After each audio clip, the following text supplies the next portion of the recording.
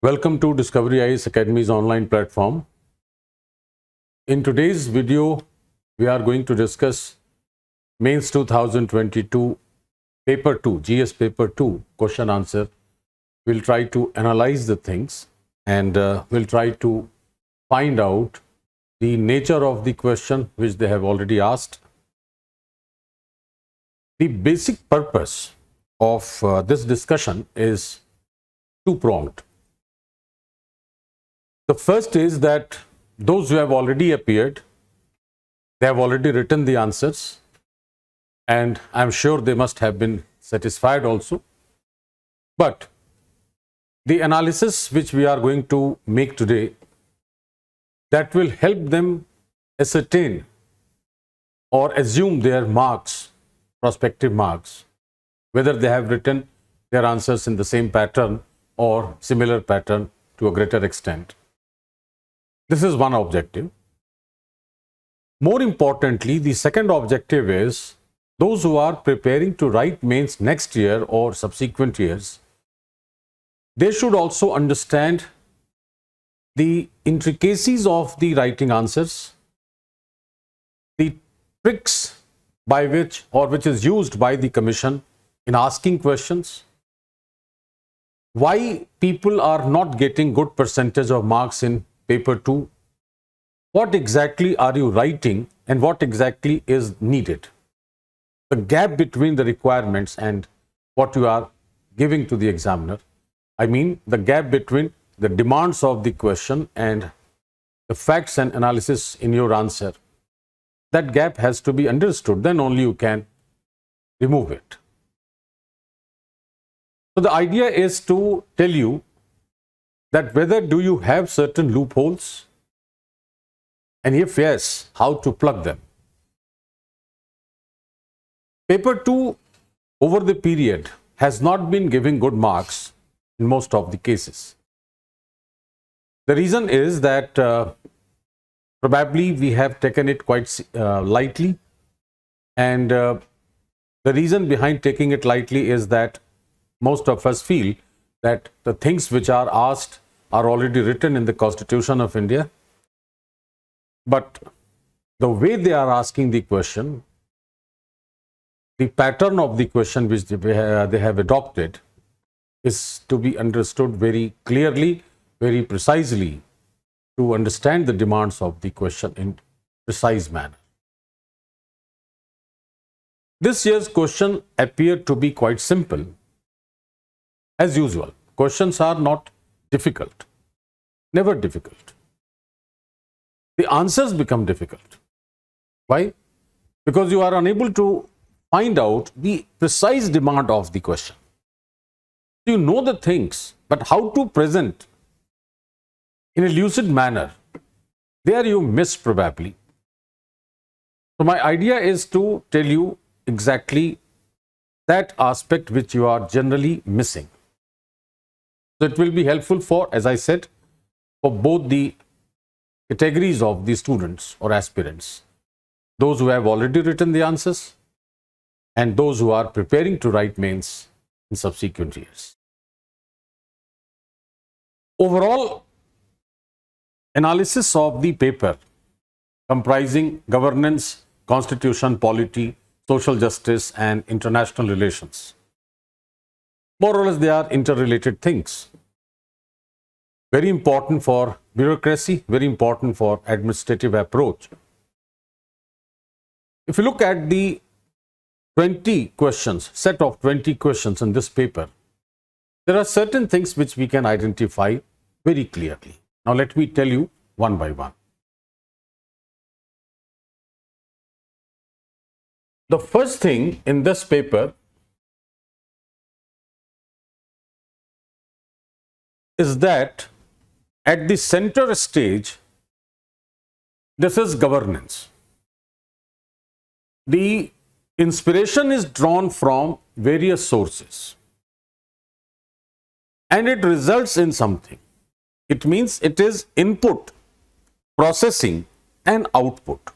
This is what I'm trying to say is that at the center we have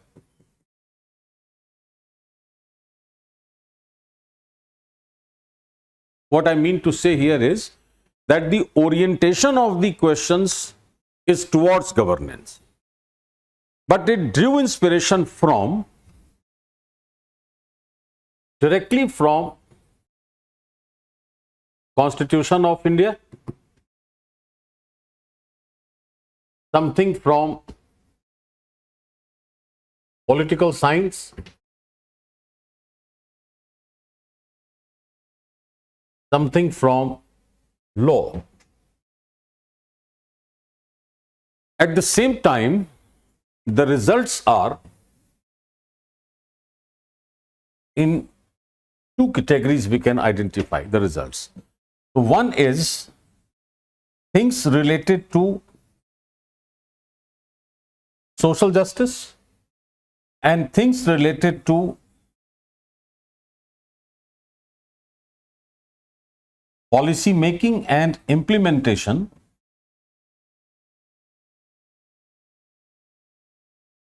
including foreign policy. What does this mean? The questions on governance draw inspiration from the constitutional provisions. They draw inspiration something from political science, something from law, and they create a background. The orientation of governance creates a background for the questions which are related to social justice or related to policy making and policy implementation, which includes India's foreign policy also, which are asked in the form of questions in international relations. This is what the orientation of the paper is. It means whenever you are writing the answer, you have to keep in mind the orientation of the governance, the administrative approach, the bureaucratic approach. Therefore, the language should be simple, understandable, but succinct, must be very precise, lucid, meaningful, and expressive. This is what the requirement of this paper is. In this backdrop, we will discuss, or I'll tell you, the demands and probably the style of writing the answer, and as I said, what generally people write, what do you perceive in general, and what exactly you miss. And if you miss, you don't get good percentage or higher percentage of marks. As I said, it is useful for those who have written the mains to find out or to assume what percentage of marks they may or they should expect. And those who are writing in subsequent years, the main examination, they will also understand how to understand the demand of the question and how to write the lucid and precise answer with substance. And let us not miss anything, and let us not leave any loopholes.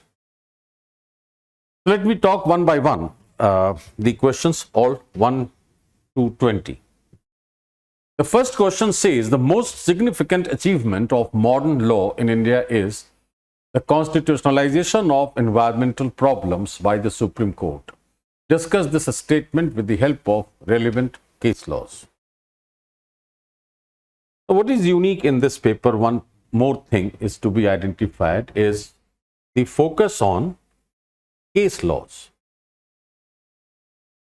Generally, we say that case laws are asked for a student, or they are useful or relevant for the students of law. Why a bureaucrat? Why case laws? There are two questions out of 20 in which the examiner expressly has demanded the support of case laws in your answer. Case laws are the guidelines, the rulings of the judiciary of the Supreme Court, which may take a new direction for the administration to work. Case laws are such guidelines which bring about certain changes in the traditional provisions of the Constitution or any law, and they are the guidelines which lead the administrative machinery to understand or to know the newer ways and means of implementing the policies. That's why it is, or these case laws assume greater significance and they remain relevant. Now let's see the demand of the question. The question says the most significant achievement of modern law. What is meant by modern law? Is the constitutionalization. What exactly is the meaning of this? Of environmental problems. What type of environmental problems?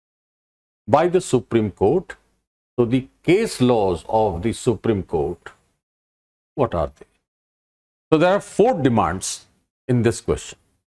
1, what are the modern laws? What are environmental problems?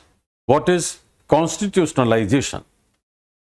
And whatever Supreme Court has said through case laws, why do we say that it has been the most significant achievement?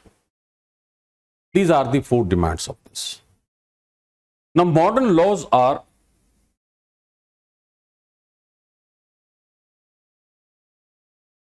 say, for example,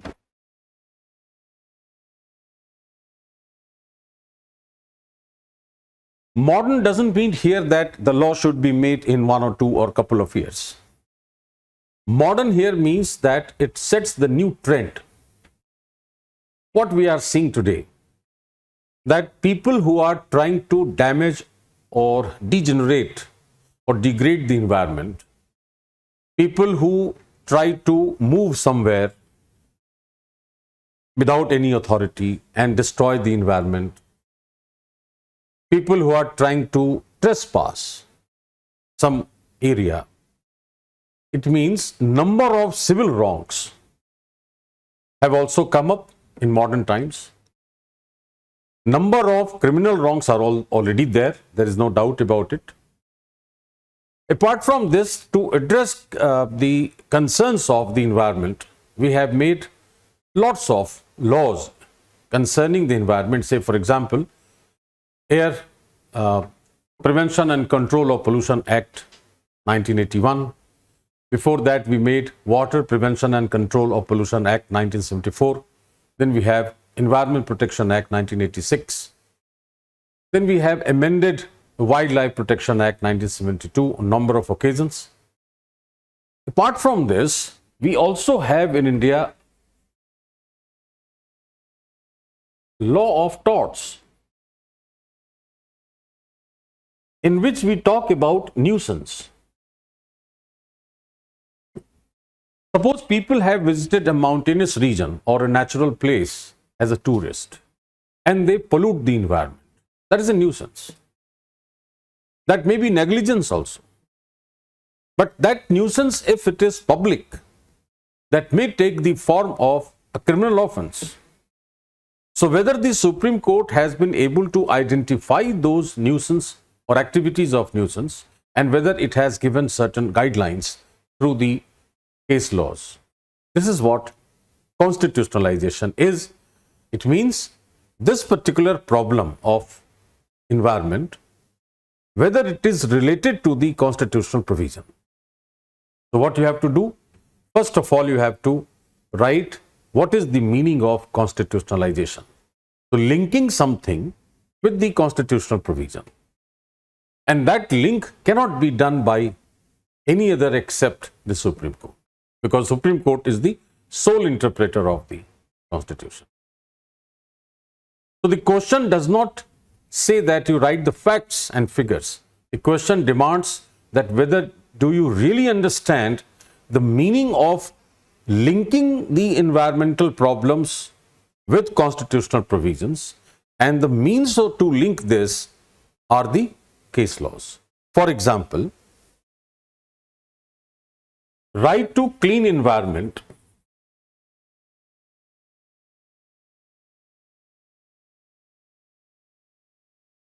was included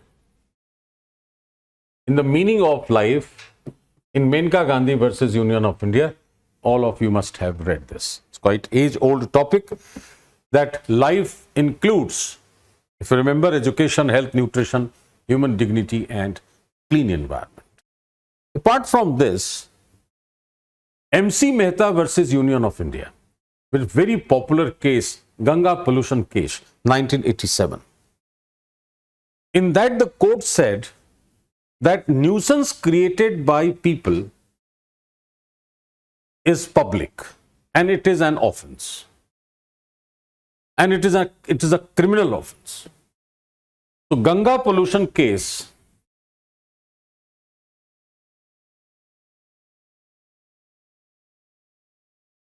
that is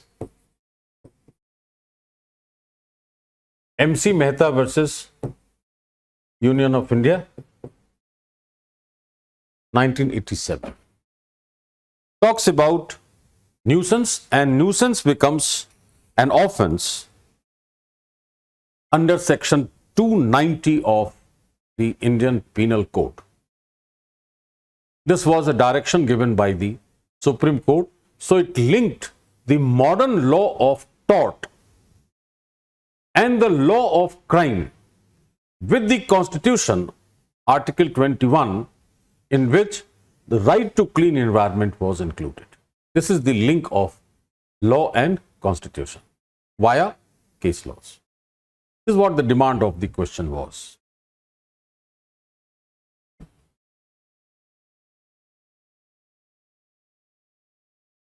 One side is nuisance, law of tort, and IPC. Another side is Article 21 of the Constitution. And in between, SC.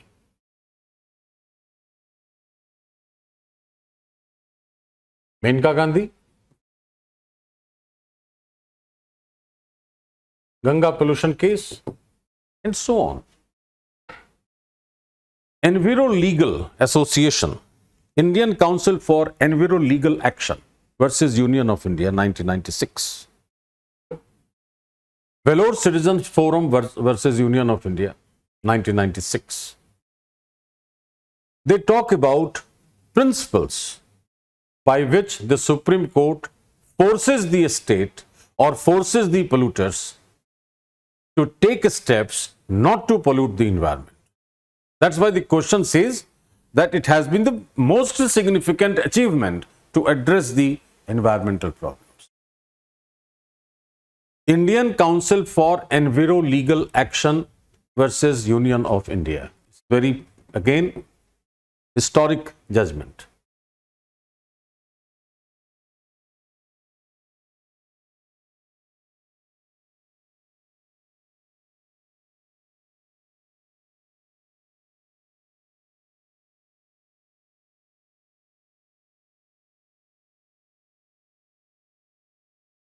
Talks about principles devised to protect the environment or to solve environmental problems, and that is precautionary principle and polluter pays principle. Two principles have been identified which you are supposed to write in the answer.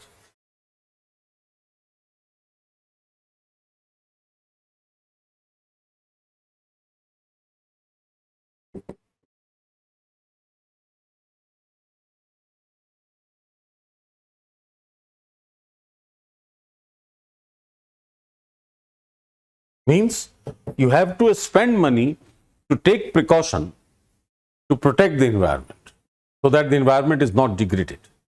And if someone has polluted the environment, then it has to compensate for that and it has to pay. Above that, it is declared as a punishable offense under IPC, Section 268, Section 290 of IPC. They deal with criminal offences which have been transported from law of tort, which were civil wrongs. They have been transformed into criminal offences so that people are able to or people follow that, and people are compelled to protect the environment. This is the reason why the question says that the Supreme Court has constitutionalized certain principles, certain actions to address the environmental problems, and that is the demand of the question. This was supposed to be written in the answer. Now let me discuss the format of the answer, what you should have written. What I talked are the details, the substance. So first thing, what you were supposed to write, that what are environmental problems, then meaning of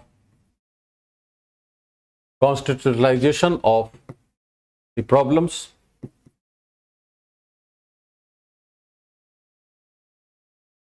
and then SC's approach and the cases which we are supposed to write: MC Mehta, Ganga pollution case, then Menka Gandhi versus Union of India, then Indian Council for Enviro Legal Action versus Union of India, then Vellore Citizens Welfare Forum versus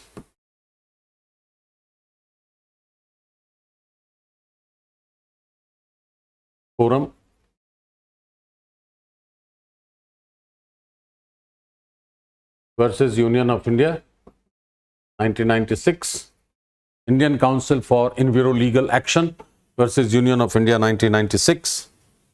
All these case laws have to be written to identify the principles which we wrote: precautionary principle and polluter pays principle.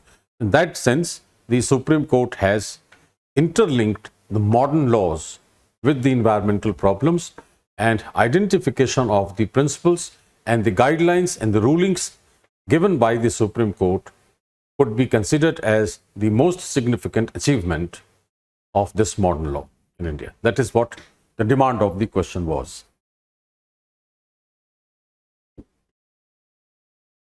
Now let me discuss the second one. The right of movement and residence throughout the territory of India are freely available to the Indian citizens, but these rights are not absolute. Comment. What is the meaning of this?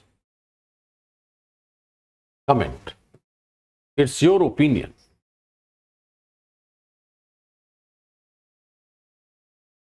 Do you really feel this, that these rights are freely available? And if yes, why not they are absolute? If they are not absolute, if there are restrictions on the freedom, then the very essence of the freedom is lost. How can freedom be restricted? Then it should not be considered freedom.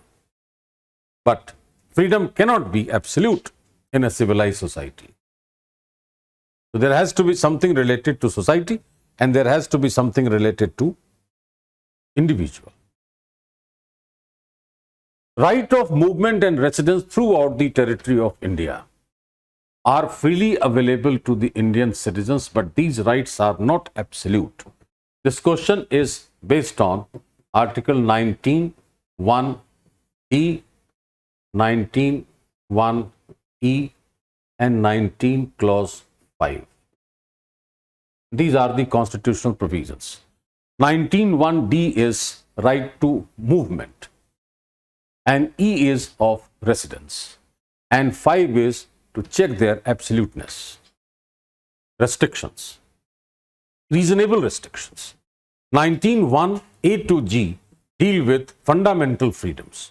So right to freedom of movement and right to residence in any part of the territory of India are the two examples of the 6 fundamental freedoms given in Article 19(1). But 19 Clause 2 to Clause 6 include certain grounds for reasonable restrictions on these fundamental freedoms in order to strike a balance between the social and individual interests.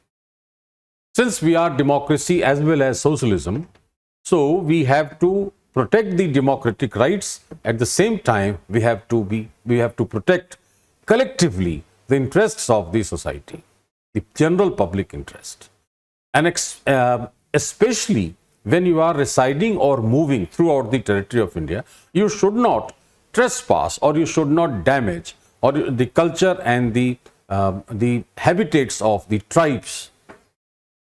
Therefore, Article 19, Clause 5 says that freedom of movement and freedom of residence may be restricted on two grounds. One, in the interest of the general public, and second, in the interest of the scheduled tribes.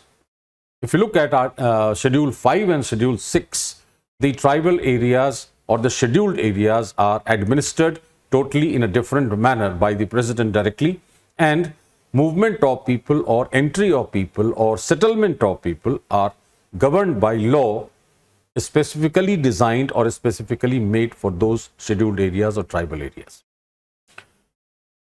So we say that why this right of movement and residence are freely given. This is because of India's democracy or India's democratic nature. So first thing what you will write in the answer is that these two rights contained in Articles 19(1)(d) and (e) are the two examples of fundamental freedoms contained in 19 with the objective of ensuring liberty as enshrined in the preamble to make an individual fearless. These fundamental freedoms are given to an individual in order to ensure India's democratic setup, in order to protect India's democratic character. On the other hand, since India is also a socialist state, so collectivism is given precedence over individualism. So social interests are given precedence over individual interests. That is the reason why these two rights, which are given freely for the purpose of protecting democracy, are restricted reasonably on two grounds under Article 19, Clause 5. One is in the interest of general public and second in the interest of the scheduled tribes. The idea behind this is to include the tribal population into the mainstream and making the democracy of India inclusive. This is what the analysis of this question is. Generally what we feel that this question is absolutely fact-based. I have also written the two facts, three facts, 19(1)(d)(e), 19(5), and you can write the answer that way. But why it has to be answered? And that why means, why this? Why you have given this right freely? And why did you restrict? Freedom should be unrestricted. Liberty and freedom are natural rights, so they should be unrestricted. But it is not unrestricted, it is not absolute. Why? Because it is a civilized society, and civilized society cannot give freedom unrestricted. Negative liberty cannot be granted. The reason of this restriction is to strike a balance between the individual and social interest because of the constitutional goal of democratic socialism. So we have given individualism and collectivism, we have balanced it, but collectivism gets precedence. It means social interests get precedence over individual interests, and that is the reason why we have restricted the freedom. And the ground which we have set, one is obviously the collective interest, public interest, and specifically the interest of the tribes, to include them into the democratic setup. So this particular article, this provision or this restriction not only checks the absolute nature of the right, it also tries to transform Indian political democracy into inclusive democracy with a socialist approach. So one sentence we can write in our answer that this statement, because it is within the quotes, the given statement is guided by democratic socialist approach. That is the reason why democracy supports the free availability of these rights, and the socialist approach restricts them from being absolute. We can start the answer with this language.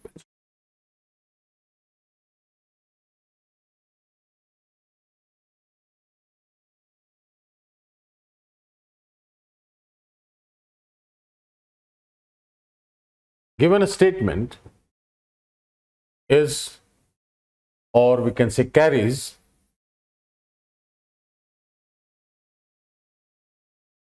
a democratic,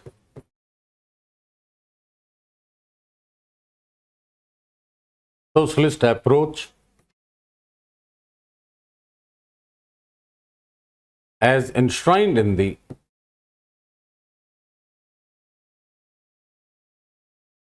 Constitution of India.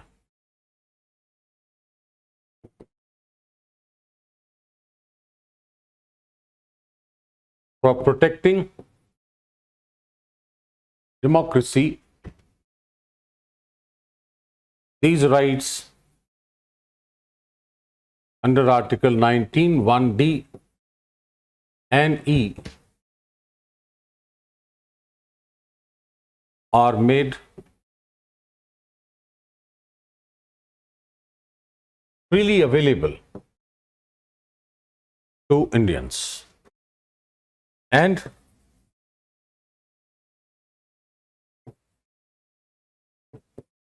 with socialist approach,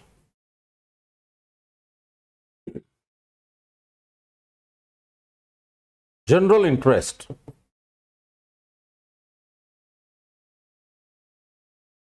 and community interest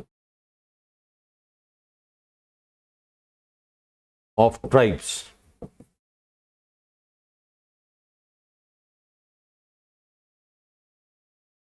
restrictions have been imposed.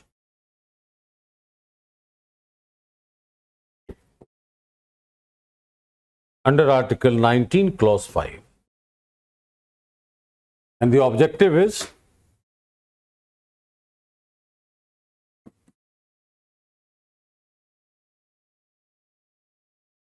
to strike a balance between individual and social interests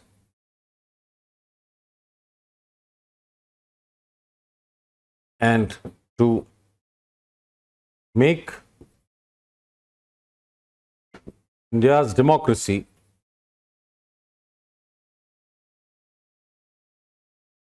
inclusive.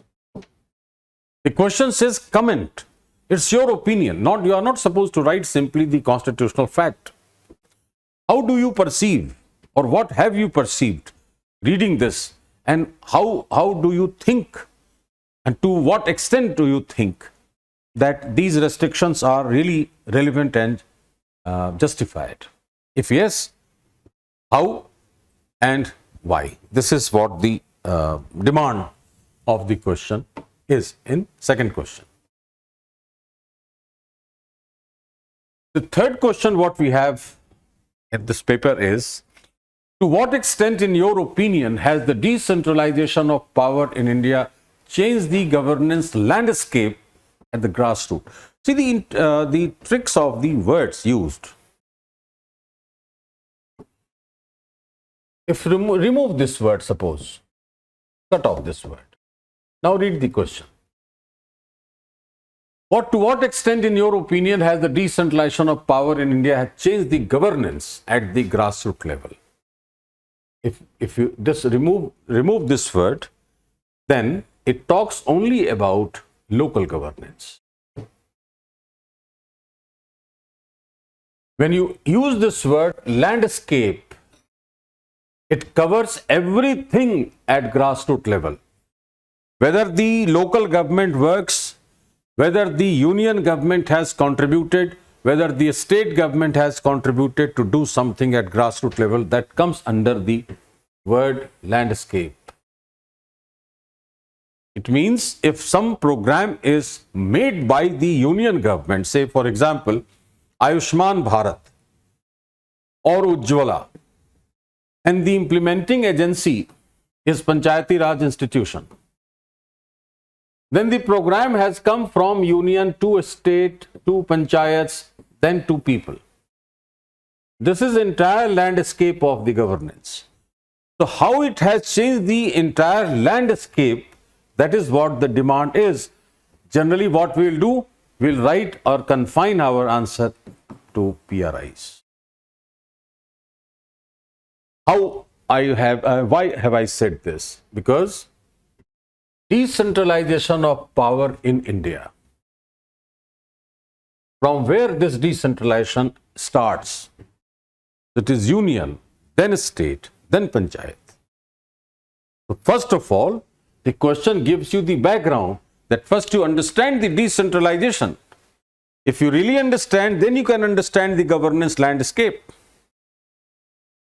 And that way you can understand whether the local governance has done or performed really well. So what is decentralization? And why do we decentralize? At which levels we have decentralized? What are the forms of decentralization? And why did we decentralize? All these things have to be covered. So decentralization is giving powers, functions, responsibilities and authority from higher to lower level. Decentralization is the flow of powers, functions, responsibilities and authority from higher to lower level. It does not mean that the lower level authority is absolute. No. Some of the authorities are still there at the point from where decentralization had begun. If it is given in the constitution, then the authority is decentralized also with a command also. And that makes it unique. That's what India believes in. We have a constitutional design of the governance landscape. Article 1, two-tier governance. Article 1 read with Article 40, it becomes three-tier governance. Then 73rd and 74th Amendment Acts 1992 created the constitutional design part 9(9)(a). So 243 to 243(ZG), that gives local governance. So Article 1, Article 40 and Articles 243 to 243(ZG) spread across Part 9 and Part 9(a) will guide the governance landscape in India. So first of all, we have to discuss in this question what is decentralization, why decentralization, at which level, and the forms of decentralization. For example,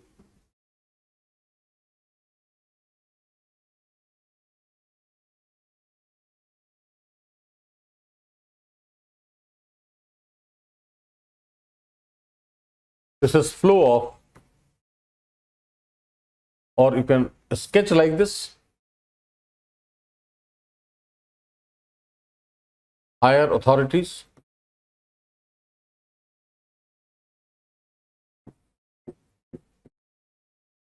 lower authorities. This is powers, functions, responsibilities and authority. This is decentralization. We have decentralized in India at political, administrative and financial or fiscal. This is union legislature, state legislature, panchayats.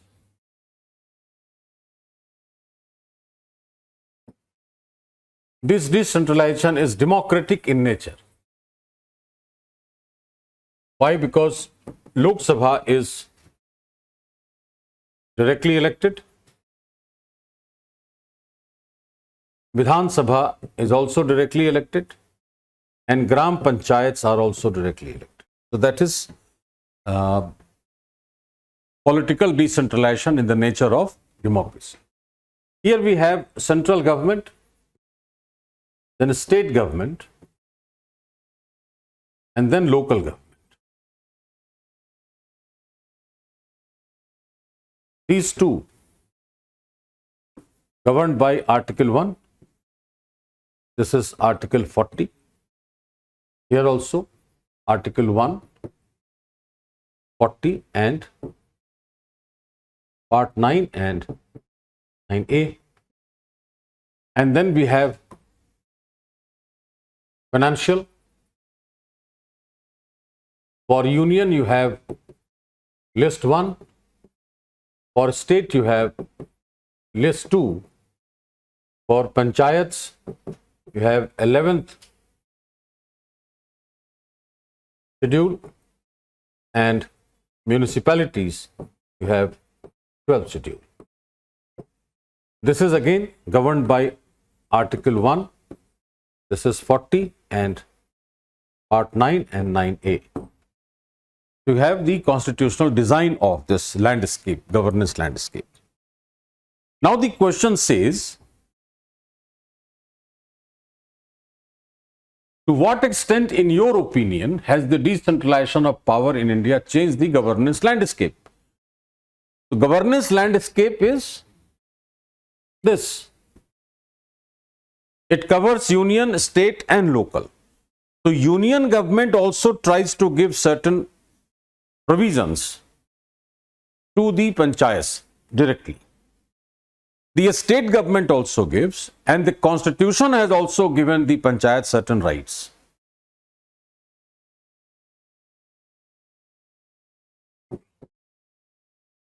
Local government.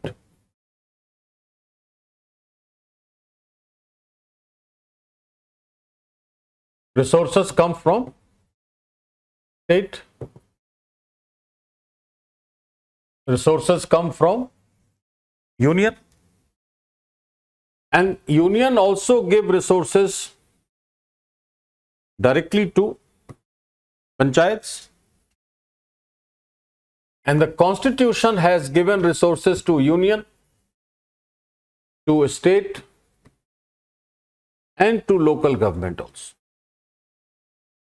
This is the landscape, another sketch of landscape which you can also draw in your answer.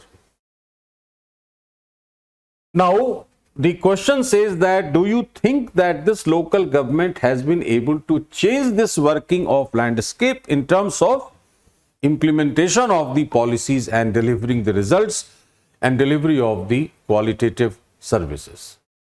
It has done, no doubt, but there are serious challenges before the local government. The first challenge is inadequacy of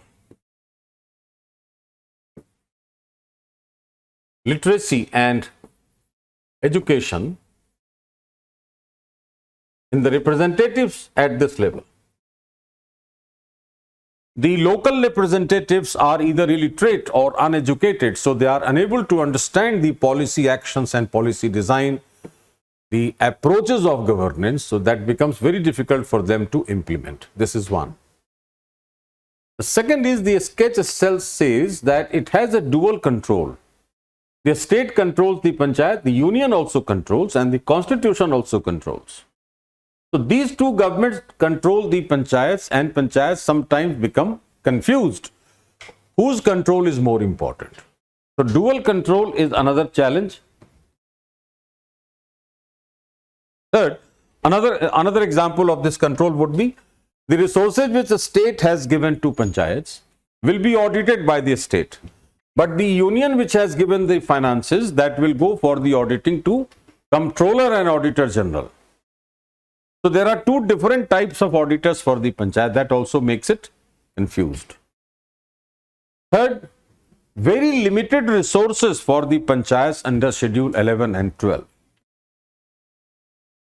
Limited own resources. These are the major challenges which the local government face in India, despite the fact that it has been properly and meticulously decentralized. But it is unfortunate that policy implementation has not been done effectively as it was expected. This is what the demand of the question was. To what extent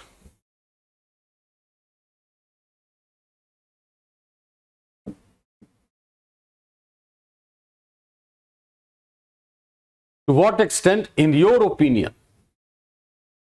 has the decentralization of power in India changed the governance landscape? So what I told you, the meaning of this, the concept of decentralization of power in India, and the interrelation between this. And finally, we have given our own opinion that there are challenges faced by the local government at the grassroots level. Therefore, they have not been able to deliver the things as desired or as expected. Still, the process is on and things may change if we really address these issues.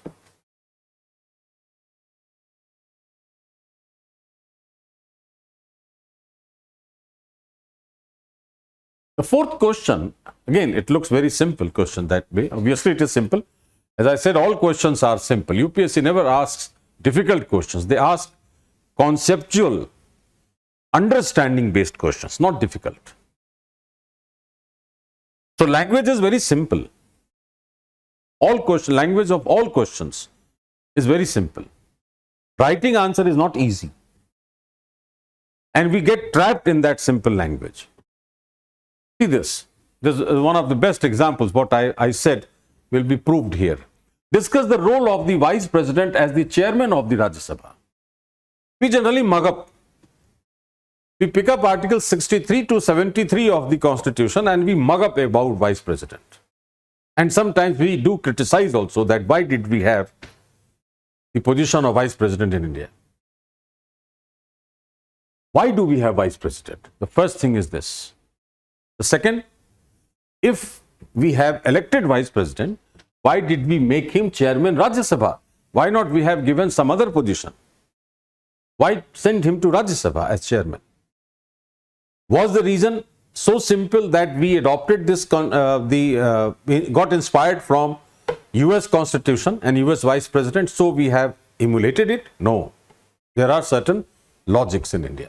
What are those logics? That is another aspect. And the most important thing is the term which is given here, role. What is the meaning of role? Generally, we get confused with the word function. We write functions. We don't understand the difference between functions and role. Functions are, what do you do? And the role is, why do you do the thing? So the difference is here what and why. They are asking why. You have written what?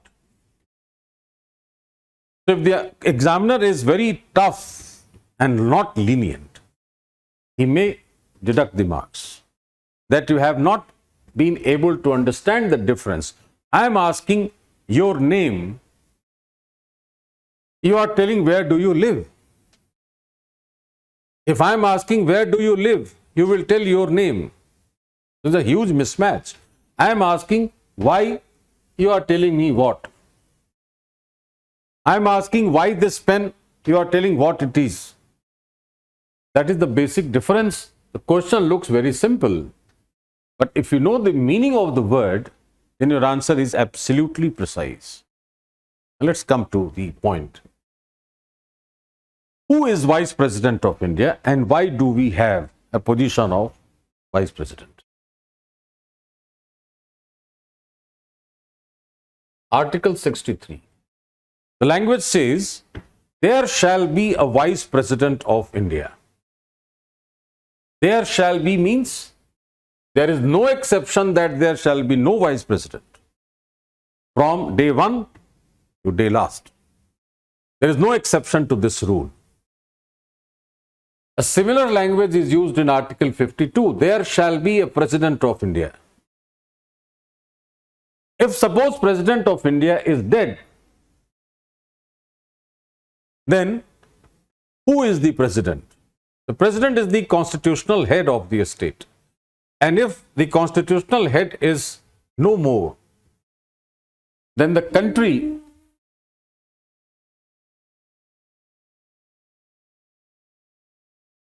is without head. If the body is without head, then the body is of no use. If the country is without head, it is called anarchy.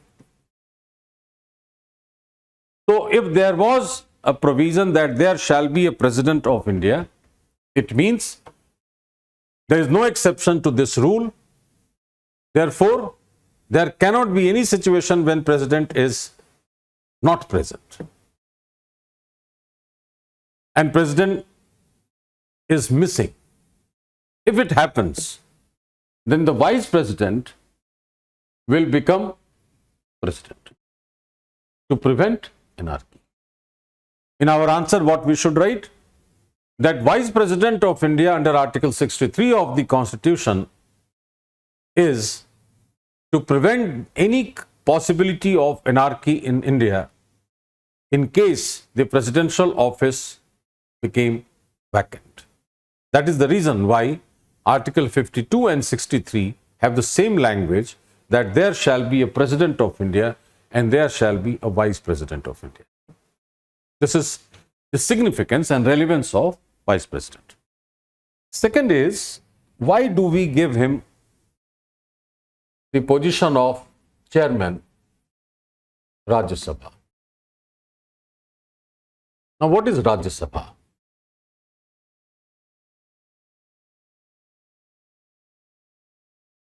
Two diagrams I am making here.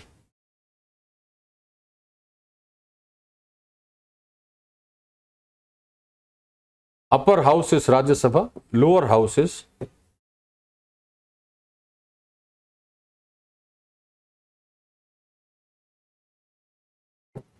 President is the head of the Parliament because he is President of India.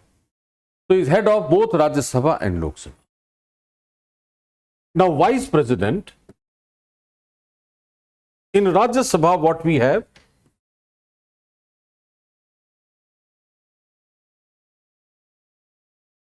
States, all states are there. And this shows federation. The head position is given to Vice President as head. He comes from union. So this signifies unitary federation. This signifies unitary federation. This is federal, this is unitary. The President position as head of Parliament under Article 79 also suggests that India is a unitary federation. And Vice President as head of the Rajya Sabha, Chairman of the Rajya Sabha, also signifies unitary federation of India. Vice President takes over as President. So his position is almost equivalent. He is Vice because there is a President. The moment this position is vacant, this Vice is removed and he becomes President. So the position must be of the same rank. He could not have been sent somewhere else to degrade his position. So position of Vice President also becomes more or less similar to that of the President. That is the analytical aspect of this question. Also, the question appears to be very plain and simple, and most of us will write what functions the Vice President perform. Now we have to write that as unitary federal, in the unitary federal character, what does Vice President do? So he has been given equal powers like Lok Sabha Speaker. He also can cast decisive vote. He has the power to disqualify a member under 10th schedule. And entire authority of the House is vested in Vice President as it is vested with the Lok Sabha Speaker. Therefore, he enjoys the same powers and same functions because of the chairman. And accordingly, he gets this salary as chairman of the Rajya Sabha. Or he gets the salary as president if he takes over as acting president in case. The question demands, as I said, role of the vice president, not functions. This is the best way to write the answer.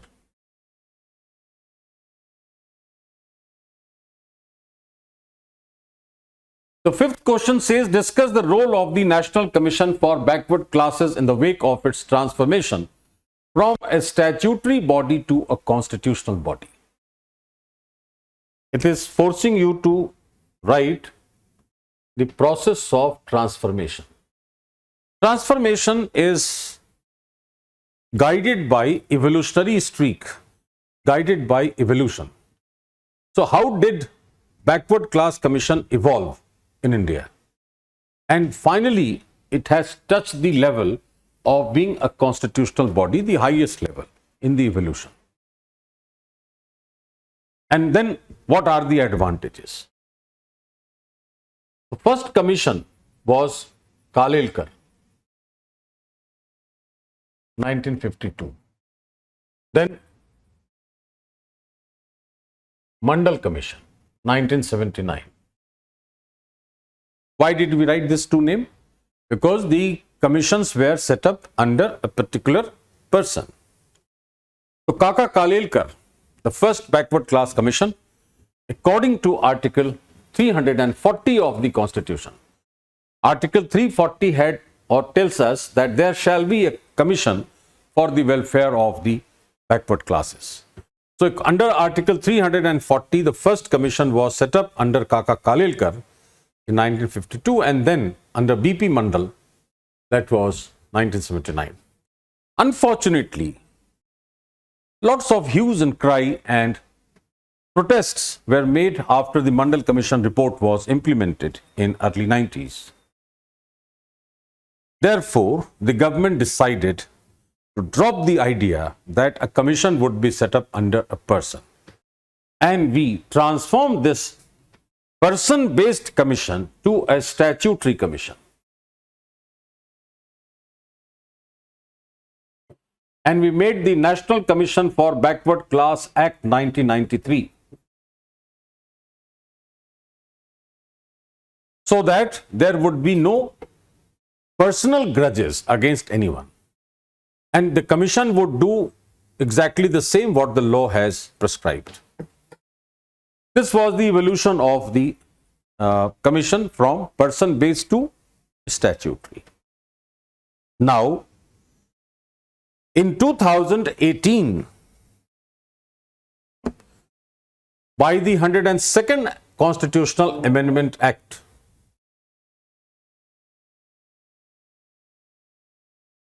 a constitutional body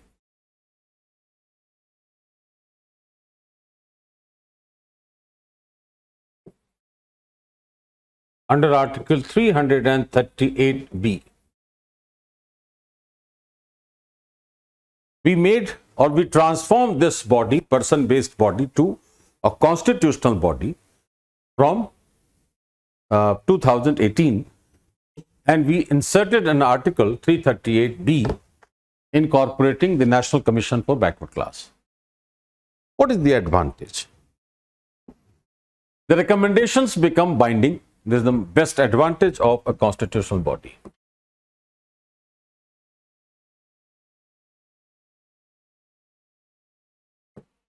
These binding recommendations will be precise approach would be developed towards backward classes welfare. This will be the biggest advantage if you have a constitutional body like this. Therefore, the question says, in plain and simple, discuss the role of the National Commission for Backward Classes in the wake of its transformation from a statutory body to a constitutional body. It will identify the exact problems and it will make the government aware of their problems and issues and concerns, and accordingly it would recommend, and those recommendations would be binding practically. Theoretically it cannot be written. Practically it would be binding, and those binding recommendations would make the state more accountable towards the welfare of the other backward classes. That has been the biggest change what we could see after the transformation from a person-based commission to a statutory and finally to a constitutional body.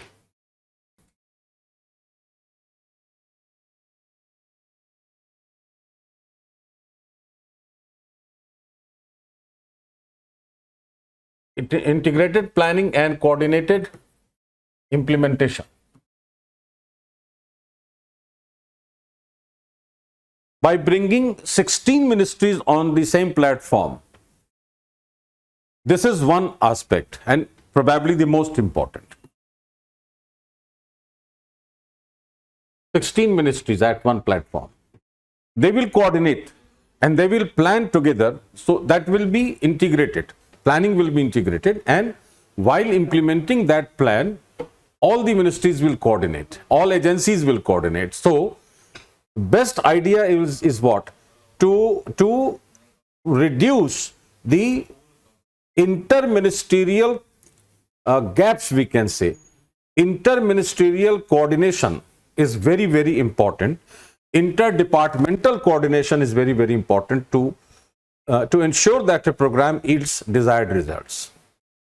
Therefore, we see that this approach, whether it is used by government directly or public-private partnership, this approach will ultimately improve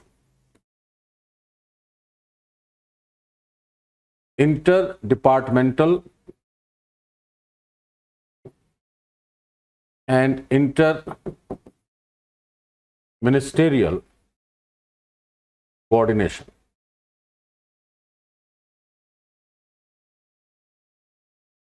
If you work with this model, triple P, investments will come, investments will increase, the public sector will have the profit motive, the private sector will have the socialist motive, the service motive, and both coming together will ultimately yield good results in terms of connectivity. Therefore, we say that Gati Shakti scheme is going to definitely improve the connectivity with the help of the government and private sector joining hands. In that case, if you look at the question once again, first of all, you have to introduce the scheme. What exactly is Gati Shakti Yojana? Why was it launched? And then meticulous coordination between government and private sector. The basic idea of the Gati Shakti is in integrated planning and coordinated development. Based on that, in that backdrop, we have to write that it is primarily focused on meticulous coordination between, not only between departments, but also between ministries and also between the government and private sector. The private sector will ensure that the money flow increases, the investments increase, and the private sector will have the welfare motive and the government sector will have the profit motive, and together when they work, they will definitely coordinate with each other, and ultimately the result will be improved connectivity. Therefore, this scheme, though it is highly ambitious, but it has all viability of becoming successful. This way we can conclude also, and this way we can pick up the answer, we can start the answer with the introduction of the scheme. And as I said, we have to discuss, so we have to explain it properly and support your explanation with certain facts.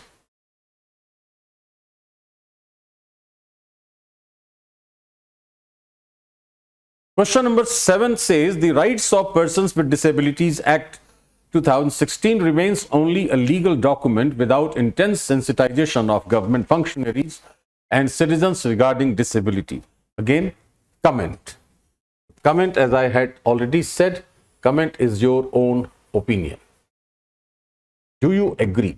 The hidden word is, hidden phrase is, do you agree that it is only a legal document? Rights of Persons with Disability Act 2016 had replaced a similar act of 1995.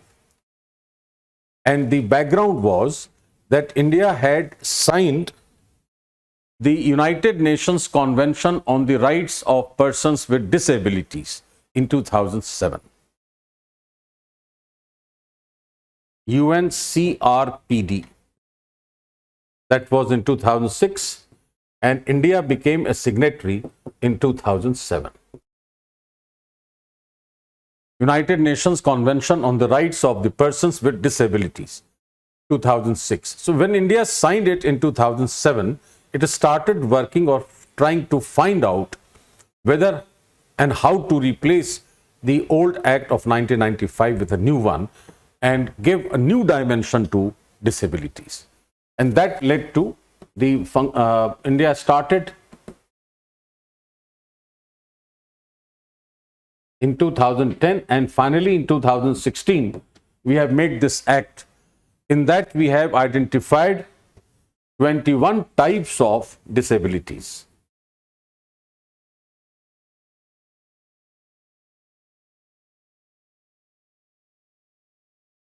So law is very stringent and law is very important in that sense, we can say. It stresses on first principle, no discrimination.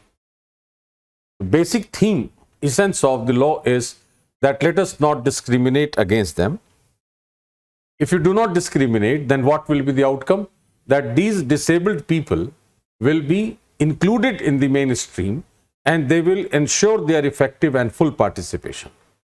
This is the second aspect of that. And third is, all such people must get equal access to all resources. They must get equal opportunity for everything. So three principles are included in this particular act: no discrimination, inclusion, participation and inclusion, and third is equality of opportunity.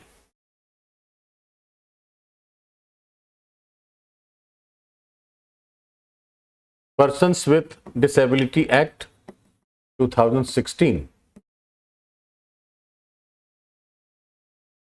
Principles are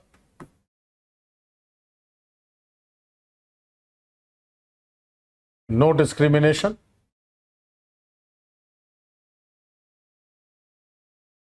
inclusion and participation, and third is quality of opportunity and of access to all resources. Why do people say that this has remained only a legal document? Because there are certain challenges faced by the implementing agencies to implement this act. And these challenges include that still we have a taboo relating to disability. We definitely discriminate against the people with disability. These are the challenges before this implementation, and that's why we say generally that the law is very stringent, very powerful. Still, it has remained only a legal document. So we can say that taboo relating to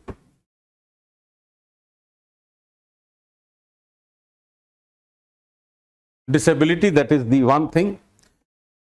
Then we have inadequate medical and rehabilitation facilities in India, unfortunately, even today.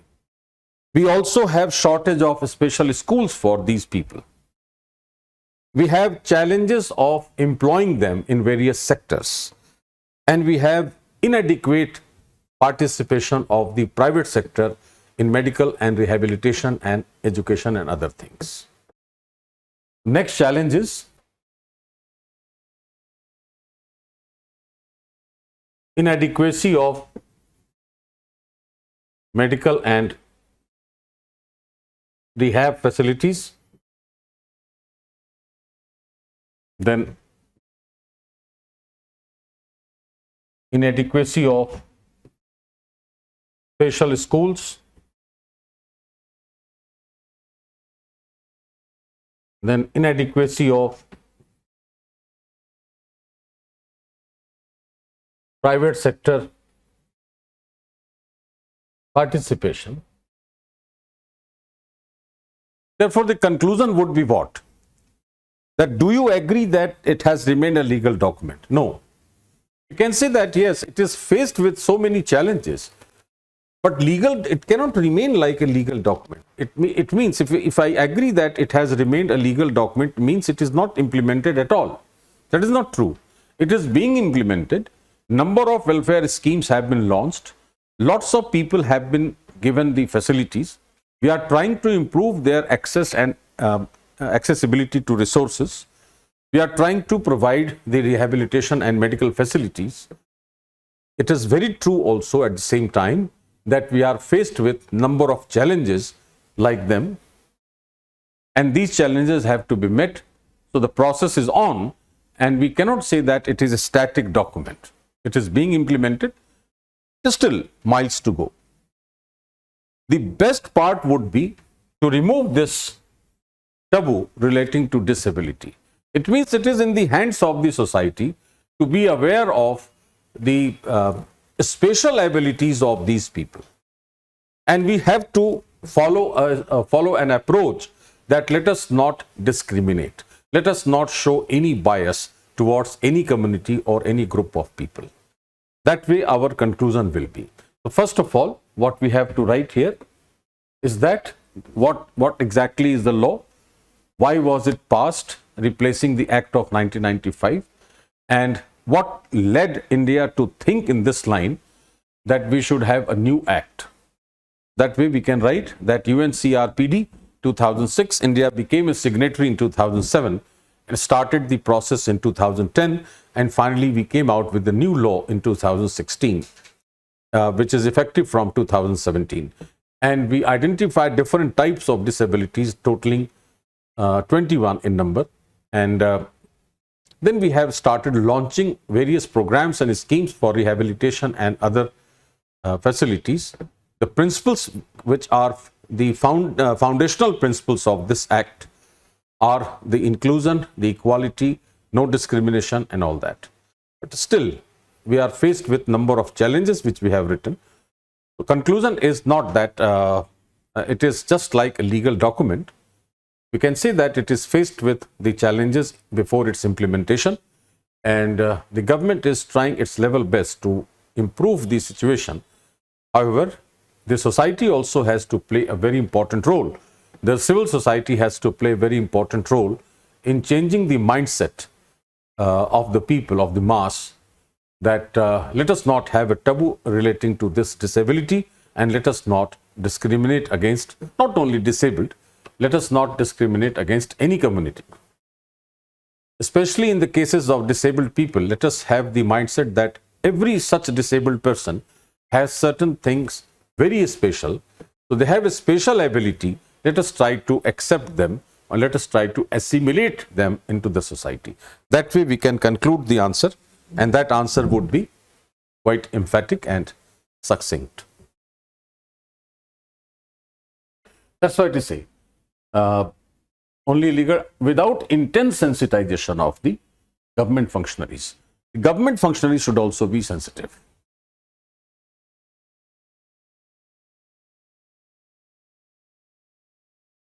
Reforming the government delivery system through the direct benefit transfer scheme is a progressive step, but it has its limitations too. Comment here again is opinion. Reforming the government delivery system through the direct benefit transfer, DBT scheme. DBT scheme was launched in January 2013, and the idea was to transfer the money directly into the account. Subsidies. Subsidies are, we say that they are negative tax consumption expenditure, but subsidies are very, very important for us so far as the development, production and growth is concerned at the grassroots level. But the problem with India was, before this DBT, that we could not identify precisely the beneficiaries. So we linked the Aadhaar, and we linked the mobile, and we linked bank account. We made a trinity of that, And that's why we started transferring the money directly into the account of the beneficiary. And that has transformed the delivery system of the government. We have a trinity, jam we say.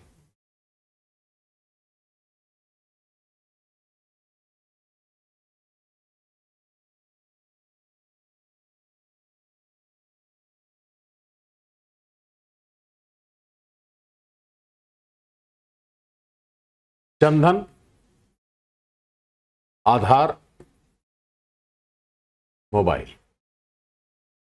This trinity was created under the Dbt scheme, and we say that it is a gyro system.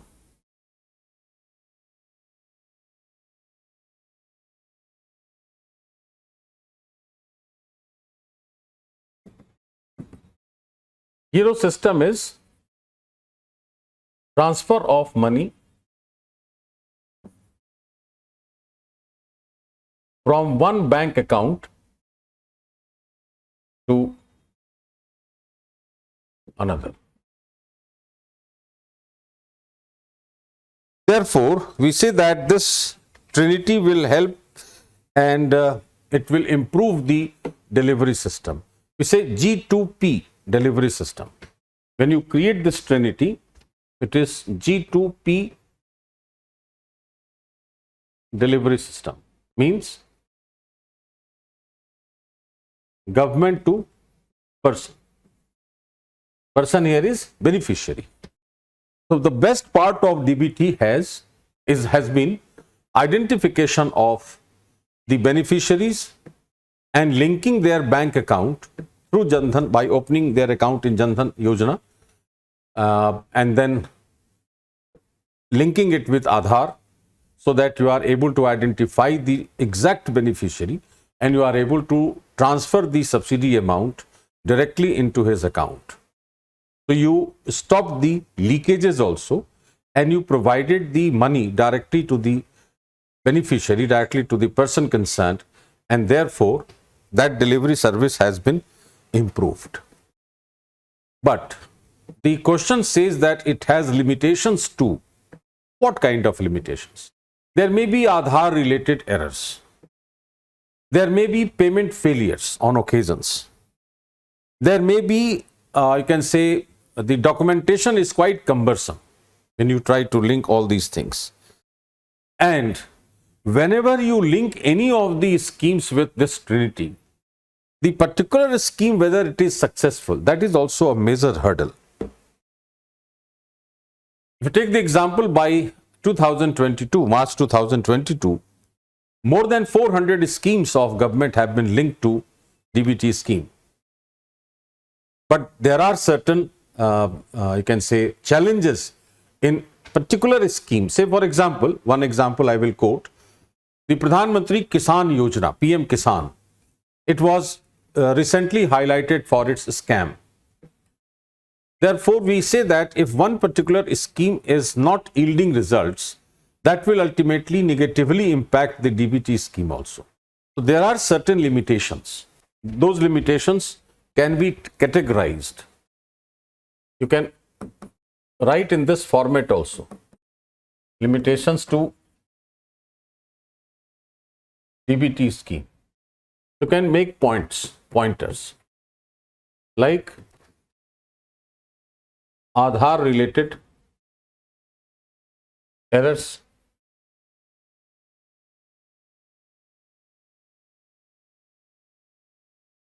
payment failures,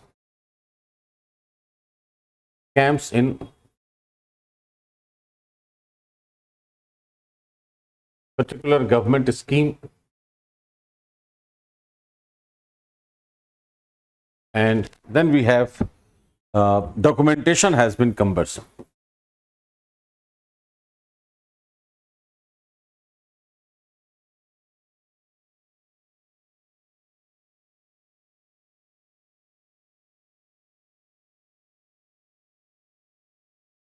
These are the limitations. First of all, what exactly is Dbt scheme? When was it started? What is its essence? What is its intricate aspect? how it is going to be helpful to the beneficiary, how has it changed the delivery mechanism. By in that point you have to write the jam, the trinity. Then how many schemes have been introduced or linked to this DBT scheme. Then the mechanism of delivery is G2P. All these we have to mention, and then we have to point out these limitations of this scheme. And finally we can conclude that despite the limitations, the best part of this scheme has been that it has transformed the mindset of the government also. It has made the government more accountable to the delivery of service and payment of subsidies. It has brought the people closer to the governance, because now people are able to understand that government is trying to deliver the things directly to them. That way it is trying to change the mindset, and it is bringing behavioral changes in the delivery system. This way we can conclude, and we can give our own opinion in that sense, because the question again says comment. Your understanding, after analyzing the facts, you can quote your own opinion in that sense.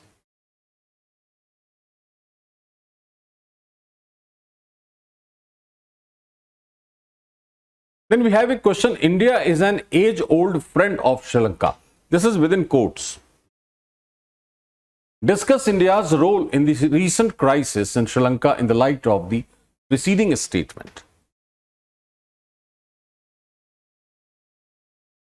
India is an age-old friend of Sri Lanka. Is it true? The answer is yes. And in the light of the preceding statement, how has India as a friend helped Sri Lanka? Not as a neighbor simply, not as a nation state simply. How has it helped Sri Lanka as a friend? This is the demand. That's why it writes, in the light of the preceding statement. What we have to write? Discuss India's role in recent crisis. How has it helped Sri Lanka, and why has it helped Sri Lanka? Again, the term role is here. So why you have to write? It means a general perception of international relations is that nobody is friend or foe in politics. In true sense, we have friendly relationship, but are we really true friends in politics? No. We have friendly relationship. We have natural allies. We have at international level, if they are culturally, ideologically, socially close, historically close. India and Sri Lanka have been historically, culturally, religiously close since time immemorial. Therefore, we say that we are natural allies and we are age-old friend.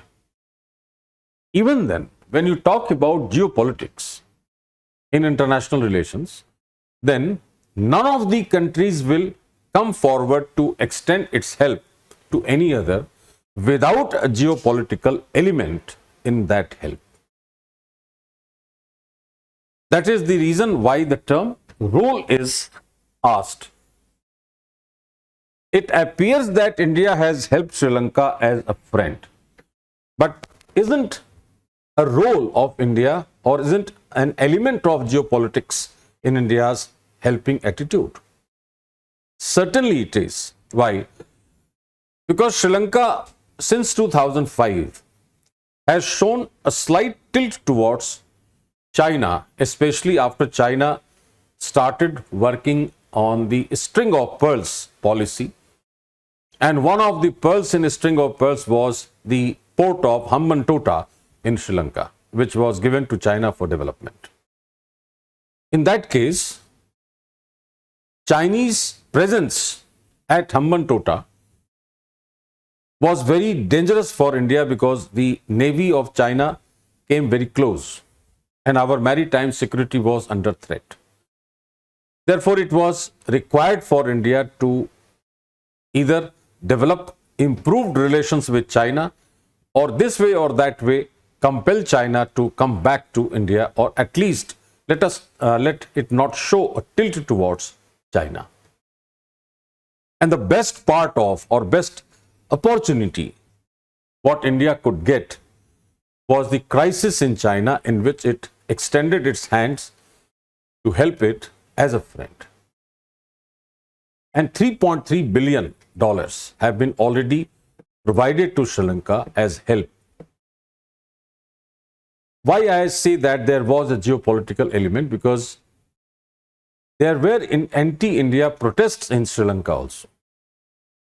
And people started shouting slogans on the roads of Sri Lanka that India don't exploit Sri Lanka. And they forced the government also not to seek help from India. That is the reason why we say that there was a geopolitical element, and India definitely wanted that tilt of Sri Lanka towards China should shift back to India. That's why it helped like a friend, but it had a geopolitical motive also. First of all, in this answer, what we have to write that how is India age-old friend of Sri Lanka? So we can say that we are historically, culturally, politically, and religiously close since time immemorial. Ideologically also close, because that is also a democracy. So we are quite close since long, and that makes the two countries good friends. Even if we are not friends in true sense, we had been maintaining very strong friendly relations with China, with Sri Lanka. Is one of our closest neighbors also. And in recent times, when Sri Lanka showed a tilt towards China, it became a danger sign for India. So India had to, or India has to, or India would be trying to persuade Sri Lanka either by helping her or by forcing her. We can say carrot and stick approach. Indian foreign policy would work with a carrot and stick approach to force Sri Lanka to revert the tilt from China to India. This is one. The crisis which Sri Lanka faced was the economic crisis because of certain policy failures. For example, shift to organic farming on large scale, sudden tax cuts, tax exemptions, and forex crisis, foreign exchange crisis. All these led to reel Sri Lanka into severe crisis, economic crisis.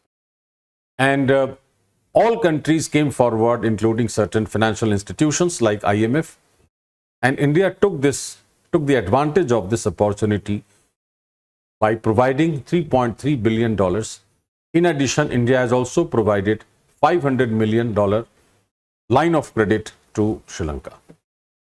It also has helped by providing 4,000 metric tons of fuel.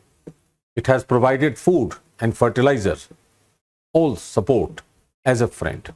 So money, food, fertilizer, fuel, and moral support all are given by India as a friend, with a geopolitical element of the shift of Sri Lanka's tilt towards China for its own maritime security.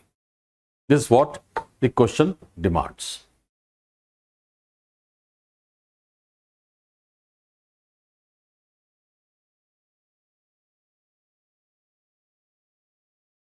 The next question before us is, do you think that BIMSTEC is a parallel organization like the SAARC? What are the similarities and dissimilarities between the two? How are Indian foreign policy objectives realized by forming this new organization? Now again, your opinion is sought. Do you think? Forget about government. What is your opinion? BIMSTEC is a parallel organization like SAARC. So these two have to be discussed, similarities and dissimilarities. And if India has shown a tilt towards BIMSTEC, how it has contributed to realize India's foreign policy objectives? So 2-3 things are demanded. Your opinion, similarities, dissimilarities between SAARC and BIMSTEC, and whether the policy step of India was really justified. Now let's see.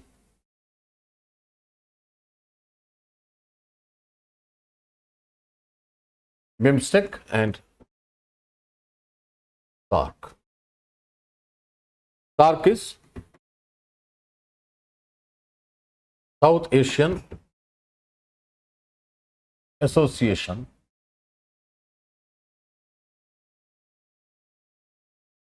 for Regional Cooperation, established in 1985. This is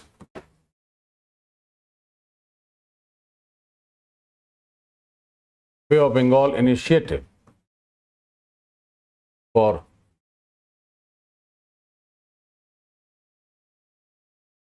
multi-sectoral, technical and economic cooperation. A simple thing what we have to understand about these two is we say that one side is South Asia, another side is Southeast Asia, and BIMSTEC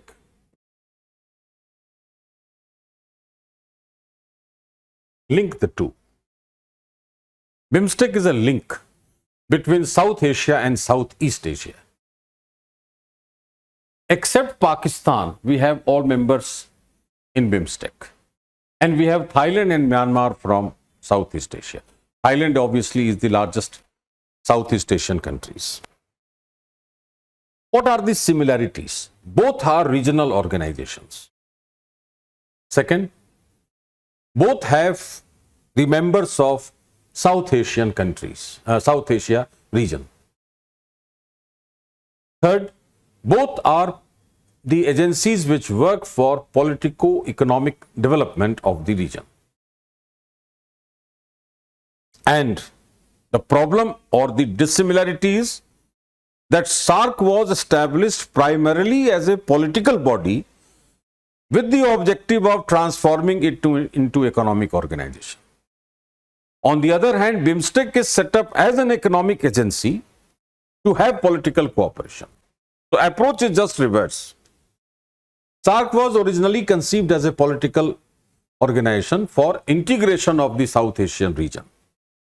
BIMSTEC, on the other hand, is the agency which tries to work for the development and growth and connectivity of South Asia and Southeast Asia, and then to have a political cooperation. So approach-wise, they are two different bodies.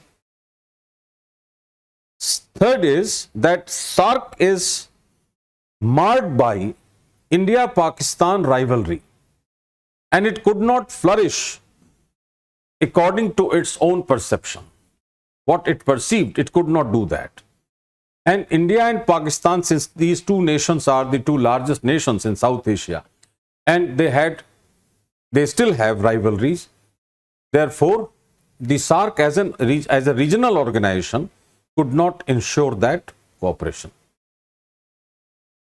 In case of BIMSTEC, since it is the Bay of Bengal initiative, we say that India's exclusive economic zone and Thailand's exclusive economic zone overlap. So both are trying to develop economically from each other cooperations. That is the reason why BIMSTEC started dominating over SAARC. So we cannot say that it is a parallel organization in true sense.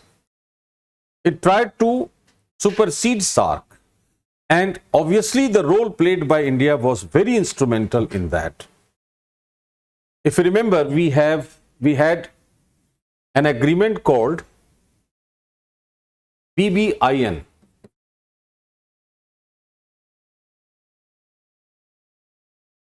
Bangladesh, Bhutan, India, Nepal Transport Agreement. which Pakistan had refused to sign. But Bangladesh came forward and said that why we should not develop if India and Pakistan are rivals. And India agreed to sign this agreement. So Bangladesh, Bhutan, India and Nepal, the Indian Prime Minister called it East-South Asia.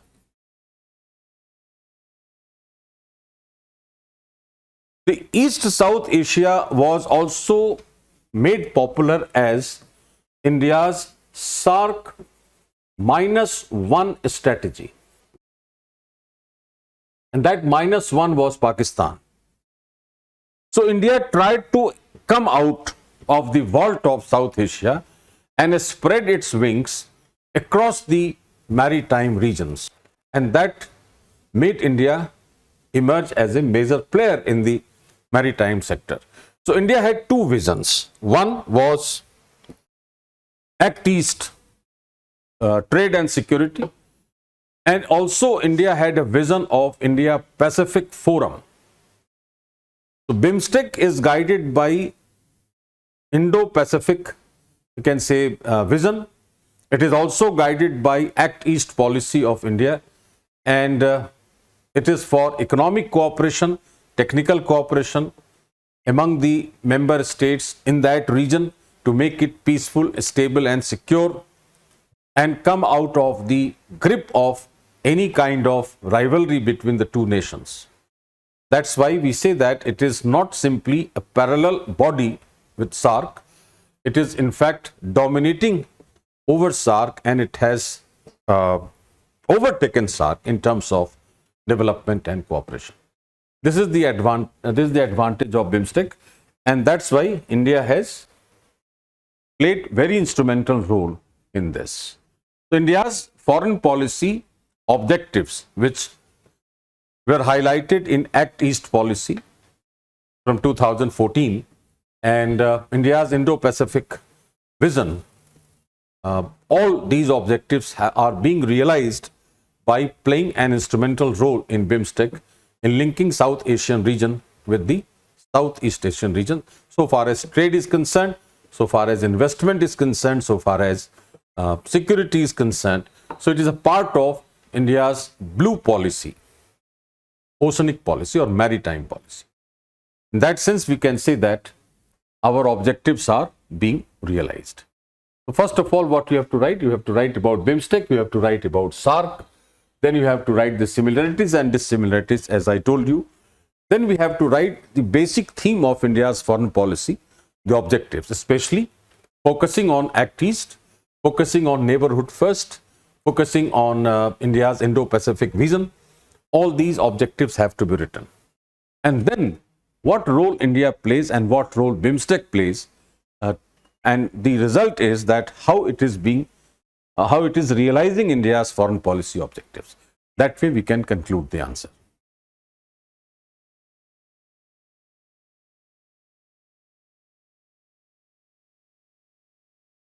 The next question is that discuss the procedures to decide the disputes arising out of the elections of a member of parliament or state legislature under the Representation of People Act 1951.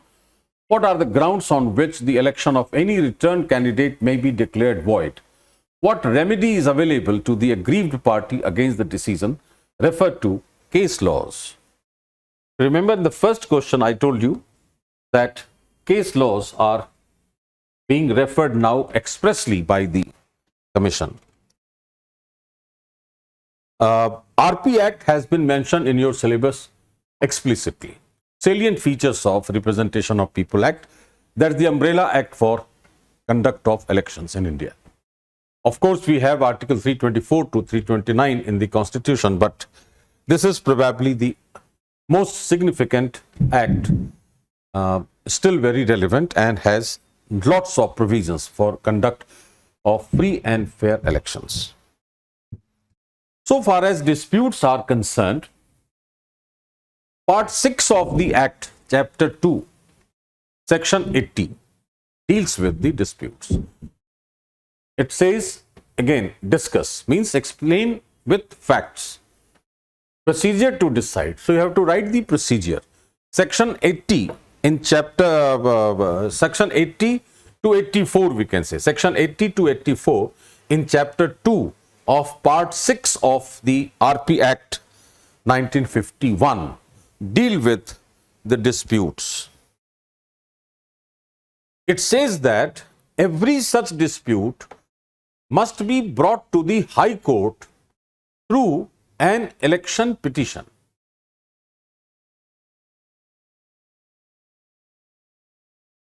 Let's see this.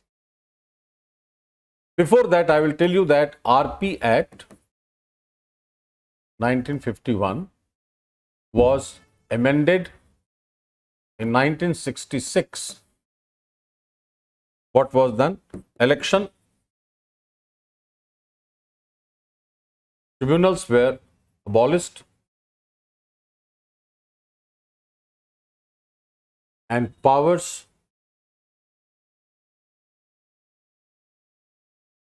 transferred to high courts.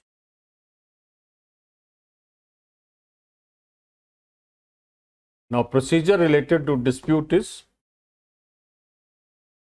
part 6, chapter 2,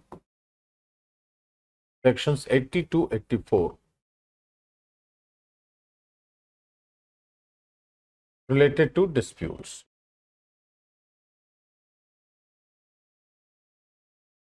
It must come through election petition, not a general petition. That will go to High Court, and High Court will settle down the dispute. This is the process.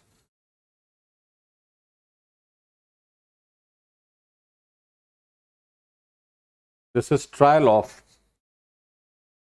petition. Trial of petition is done under section 86 of the RP Act by the High Court, and High Court will give the final decision whether to countermand the election or whether to disqualify the member's election or disqualify the member. That is what it is done. Now, the question says that what remedy is available to the aggrieved party. So, remedy is in the form of appeal.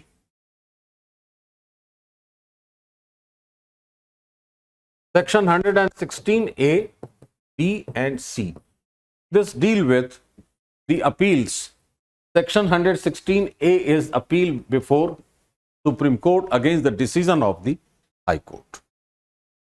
Apart from that, disqualification of members and disqualification of the election has to be decided by the Election Commission of India, and that is its discretion after the decision of the High Court.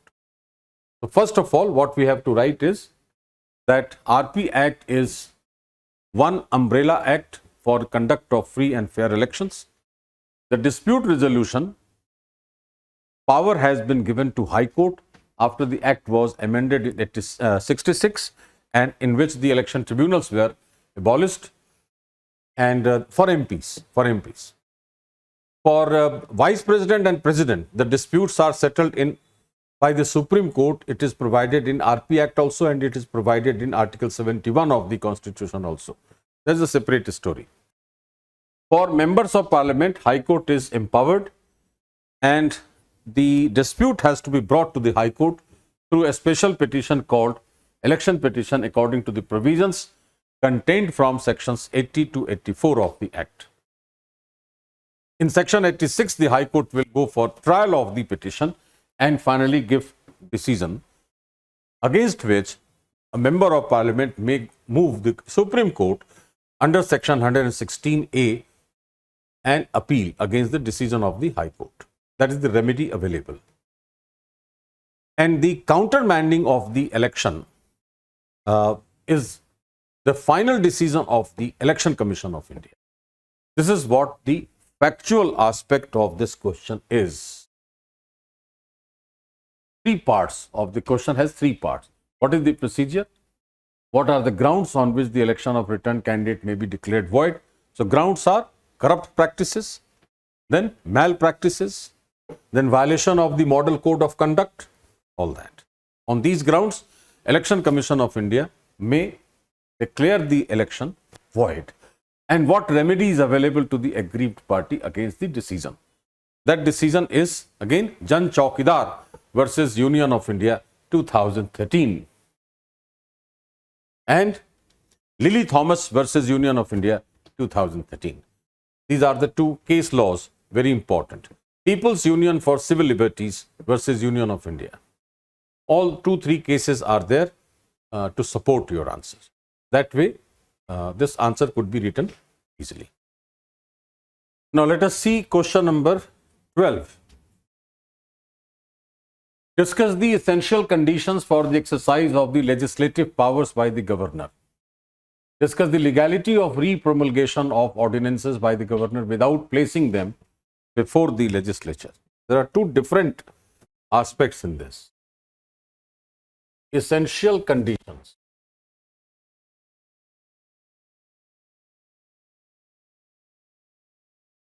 Articles 174, 175.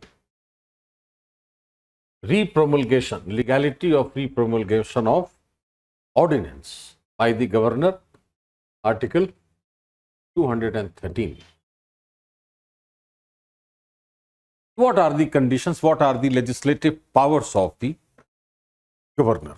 Now, governor in India enjoys the same position what president enjoys at the center. If you make the structure of India,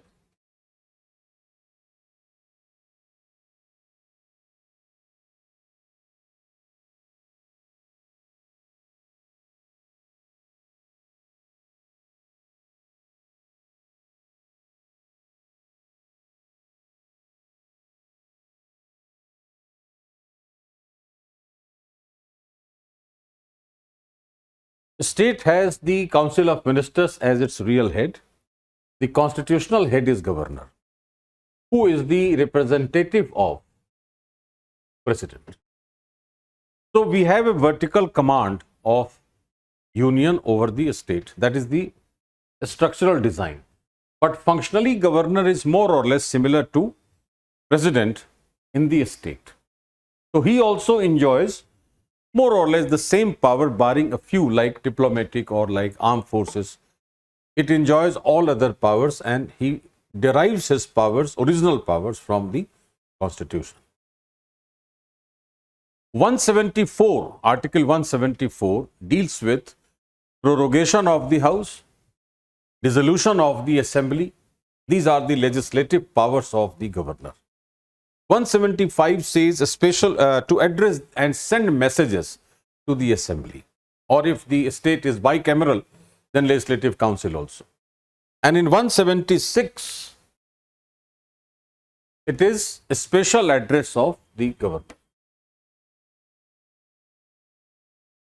So we have to mention in the answer where are the legislative powers of the governor. 176 is prorogation, dissolution of the legislature. 175 is sending messages and address the House, and 176 is special address. Nabam Rubia versus Deputy Speaker Arunachal Pradesh State Assembly. In that case, the court has said that governor cannot exercise these powers without the advice of the Council of Ministers. That is what clear-cut answer we are getting from Supreme Court's decision that discuss the essential conditions for the exercise of the legislative powers by the governor.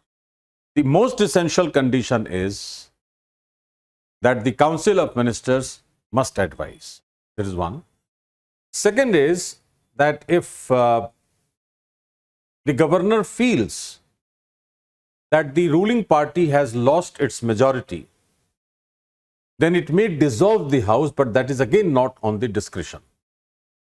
So in case of the government or the ruling party losing majority, in case he is trying to send message to the House, in case he is trying to prorogue the House, whatever, or dissolve the House. In all such cases, these are the conditions for prorogation, for dissolution, in case after the completion of the term of the House, in case the ruling party is losing majority, then, or in case of sending messages to the House. In all such cases, the governor may exercise his legislative power as enshrined in three articles 174, 75 and 176. But the condition is that it is not his discretion, it is on the advice of the council. And a case law is Nabum Rabia versus Deputy Speaker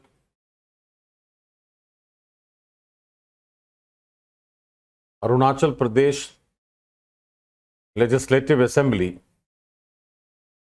2016. That gives a clear-cut picture for us. This is the first, the answer to the first part of the question. That what are the essential conditions in which the governor may exercise his legislative powers.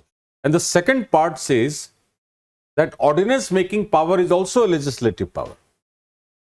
That is also not on his discretion. That is also on the advice of the council. When the governor feels that a situation has arisen in which lawmaking has become inevitable, he shall promulgate an ordinance. But the condition is that once the ordinance is promulgated, it must be presented before the House once it resumes its session, because the ordinance cannot survive for more than 6 months, and once the House has resumed its session, it must approve the ordinance within a period of 6 weeks, otherwise it will lapse automatically. Although the House has the power to disapprove the ordinance the day it has resumed its session. Therefore, Article 213 tells that the governor, like that of the president, the governor also has the power to promulgate an ordinance in case of emergency and in case the House is in recess, not in session. But that is not his discretion. It is also on the advice of the council. But the point is, legality of the repromulgation of ordinance. What we wrote is repromulgation of an ordinance. The question says that what is the legality, whether it is legally constitutionally valid. Very popular case, 𝐃𝐨𝐬𝐕𝐢𝐝 versus State of Bihar.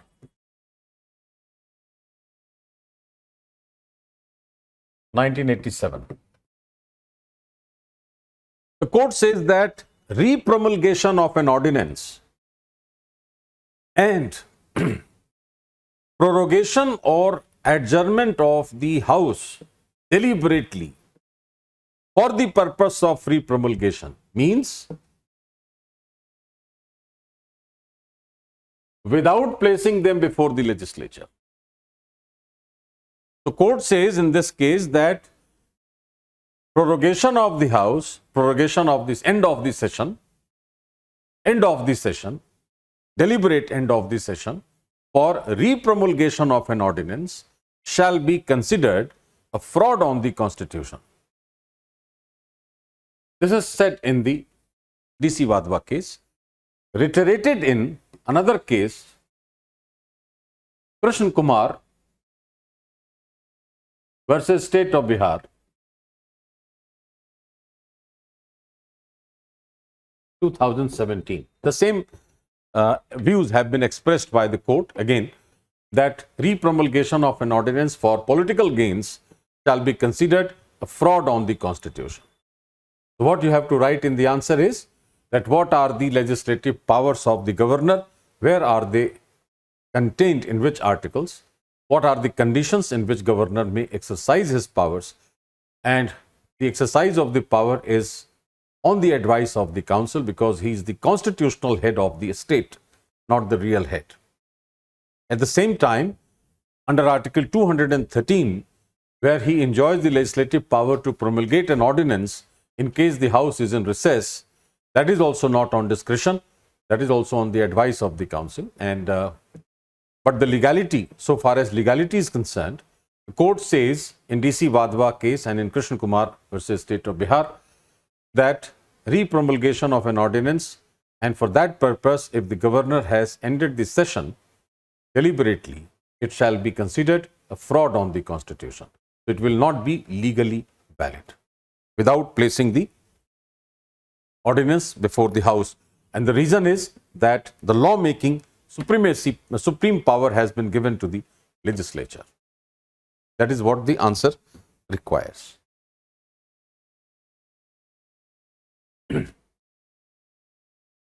Question number 13. Within courts it writes, while the national political parties in India favor centralization, the regional parties are in favor of state autonomy. Comment. Comment means, again, your own opinion. Do you agree? What do you mean by national political parties and regional parties? National political parties are altogether 8 in number at present after 2019. National People's Party was given the status of a national party from June 2019. So altogether we have 8 national parties, we have 53 state parties, and the rest are regional parties. If you remember a figure, or if I quote a figure of Election Commission of India, in 2019 elections, India had 2,293 political parties registered, out of which 8 are national, 53 are state parties, and the remaining are regional parties. Now, regionalization is there in our constitution in Article 1 itself, when it says India, that is Bharat, shall be a union of states. So we have regional governments in the form of states. The national parties will try to bring nationalist feelings. This is what the question says, that yes, to a greater extent it is true that national parties believe in one particular national ideology which can mobilize the mass in their favor, and they will try to take up the national issues and they will try to bring it at the center level. So they prefer generally centralization. On the other hand, and one more thing, that those national parties will survive on the basis of their national agendas. On the other hand, if you talk about a regional party,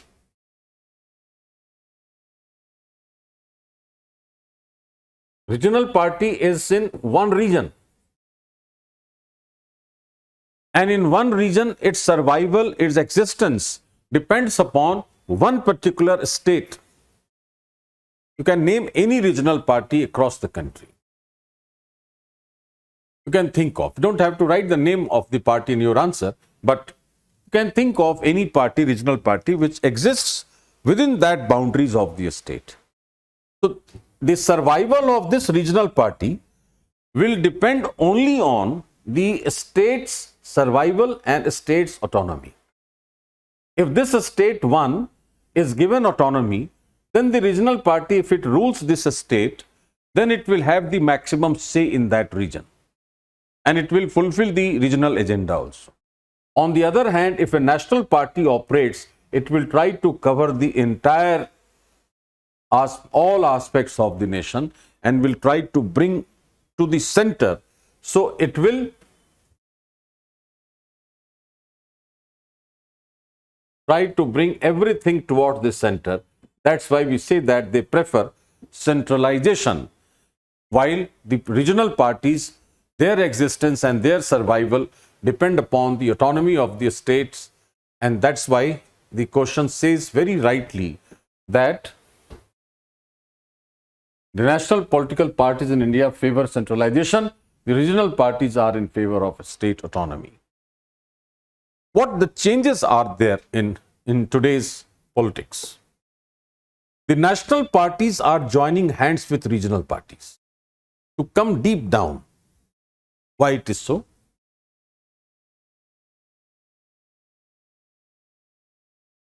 If a national party operates here and a regional party is here, so regional party has developed strong ground in that particular region. If the national party wants to get inside, it has to join hands with regional party. So national parties are coming down to the region. And regional party, if they go to the national party to form a coalition government, so it is a kind of overhauling of the aspects in the political process.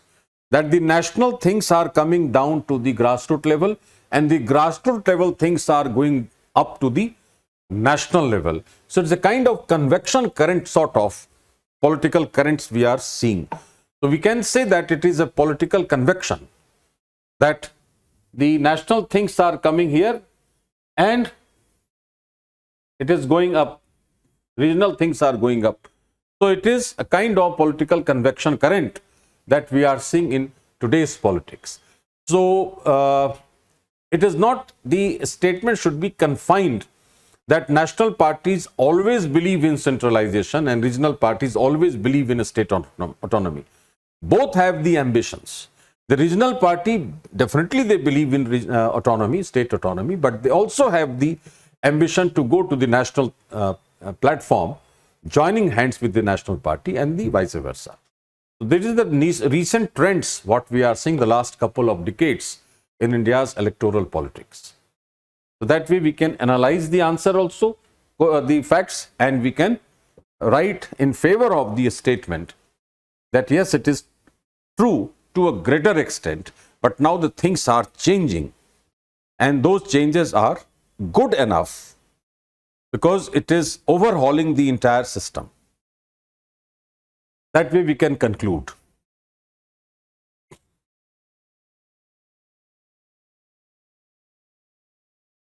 Critically examine the procedures through which the presidents of India and France are elected. This is a question from a topic given in your syllabus, that is comparison of India's constitutional scheme with that of the other countries. More or less every year they are asking one question. Like they had asked secularism in India and the West, secularism in India and France, then they asked democracy in India and US, and this time they have asked the election of president in France and in India. What is the basic difference between India and France? India is Westminster model of parliamentary system.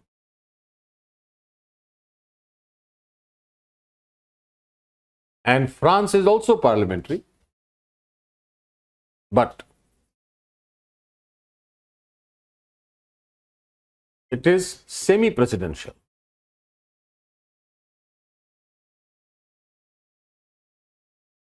Means here also we have two heads, president and council.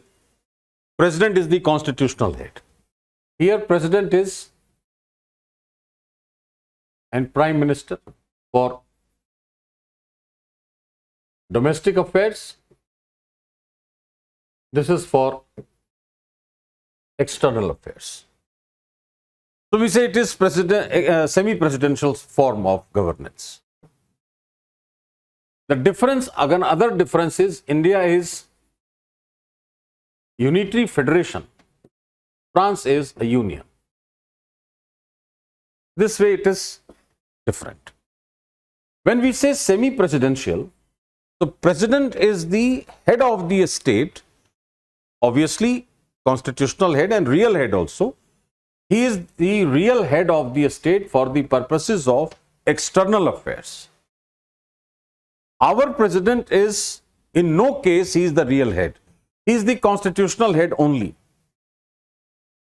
When the person is, or when the president is the real head for external affairs, his election is direct. For our president, the election is indirect. We use proportional representation method.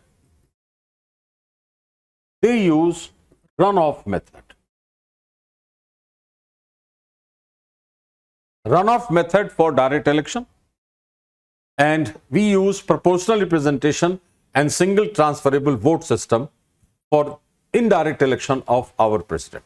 The first difference is because of the nature of the state. So we can start the answer that how India and France are different. So far as structure is concerned, India is unitary federation, France is a union.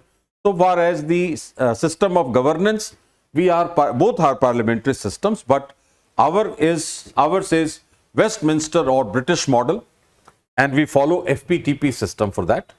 And in France, we have semi-presidential system in which the president is the real head for external affairs and prime minister is for domestic affairs. Since he is the real head for foreign affairs, so he is directly elected, and the process applied is called the runoff method. We apply the method called proportional representation and the transfer of value of the votes. So first of all, what we have an electoral college that the elected MPs of both the houses of parliament and elected members of state legislative assemblies, including the assemblies of the union territories of Delhi and Puducherry and now Jammu and Kashmir also. We have the electoral college in which we have elected members of legislative assembly and elected members of the MPs. Therefore, the value of votes of MLAs are transferred to as the value of votes of MPs, and then a quota is fixed to identify or to calculate the number of votes and to find out which candidate has won. At the first stage, we have total number of or total population of state divided by total MLAs, and this is divided by 1000. That way you can calculate the votes of the MLAs. This is the first stage. Second stage is total votes assigned to all MLAs in the country divided by total number of elected MPs. This way you can transfer the vote to MP, value of votes. The third stage is the quota.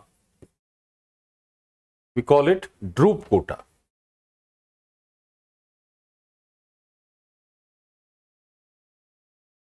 That is minimum number of votes to declare elected, and this is number of valid votes divided by number of seats plus 1 plus 1. This is the value of votes which you have to calculate that way. Now suppose if none of the candidates secured this minimum percentage, then what will happen? That you must have read that we give preference A, B, C, D, preference number 1, 2, 3, 4 like this, or this may 1, 4, 3, 2 or 2, 3 we can say 2, 3. This way we have given the preference. Whoever gets the minimum vote after first round of counting, suppose we require 50,000 or 80,000 votes according to this quota. If A gets 60,000, B gets 40,000, C gets 55,000 and D gets 70,000. So none of the members, none of the candidates have secured minimum vote according to Dhruv quota. So whoever has got the least number of votes, like in this it is B, so he will be removed from the list and the votes will be distributed among them. And again it will be counted. Again we will find that who gets the minimum number of votes. If no, then process is repeated until the one candidate wins. This is what election of president in India is done. In case of France, we say runoff method, that is 2 rounds of voting. So suppose there are 5 candidates or 4 candidates. After first round of voting, a minimum percentage of vote is required. If nobody gets that, then the 2 candidates who have got the maximum votes, they will be picked and the others will be removed. And exactly after 2 weeks of time, the second round of voting takes place and the person or the candidate who gets the more number of votes, he will be declared elected. That is what the election of French president is conducted. This was the question, very plain and simple, that how the Indian and French president are elected. The idea behind asking this question is to find out whether you understand the structural differences between India and France, whether you understand the procedural differences between India and France. Why do we have direct election there and indirect election in India? The basic idea is that in case of comparison of the constitutional scheme.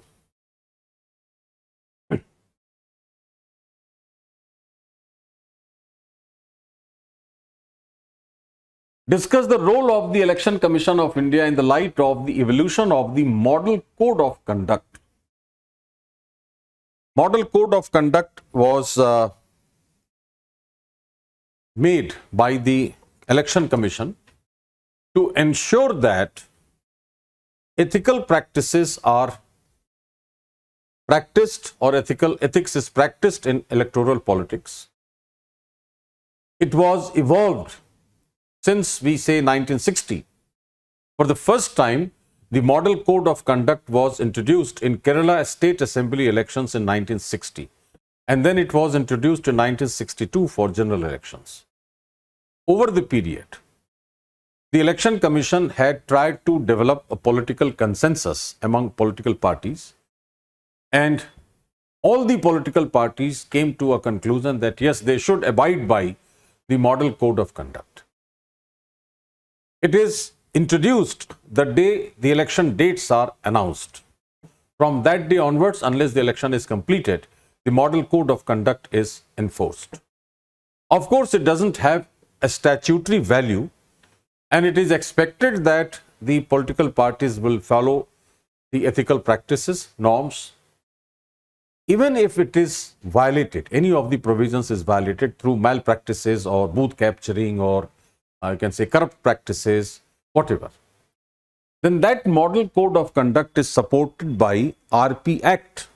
Say, for example, if some candidate or some political party is found to be engaged in corrupt practices, then under section 123 of the RP Act, corrupt practices have been defined. So Election Commission is able to take action under the section 123 of RP Act. Similarly, if any political party has not disclosed the financial donations, then it will violate section 29 ABC of 29B and C of the RP Act, and now electoral bond also. Basic idea of Model Code of Conduct was to include political ethics in India's electoral politics. With that note, we can start the answer that the role of Election Commission in the light of evolution of the Model Code of Conduct. The Model Code of Conduct is a kind of ethical code of conduct to ensure the practice of ethics in the electoral politics in India. We can start from here. And we can go to the factual aspect that in 1960, for the first time, we introduced this in Kerala election. And then in 1962, we brought it into the national election or general election. In 1979, a separate chapter was added for the ruling party, because the danger was that the ruling party may misuse the government machinery. So, Election Commission of India introduced a separate chapter in that model code of conduct in 1979. It is founded or based on consensus of the political parties to abide by the ethical norms or ethical standards. It has not been given the statutory status because it has the objective of practicing ethics and sensitizing the political parties to practice ethics. So, it is not given the legal status or statutory status. Still, it doesn't mean that the political parties would violate the model code.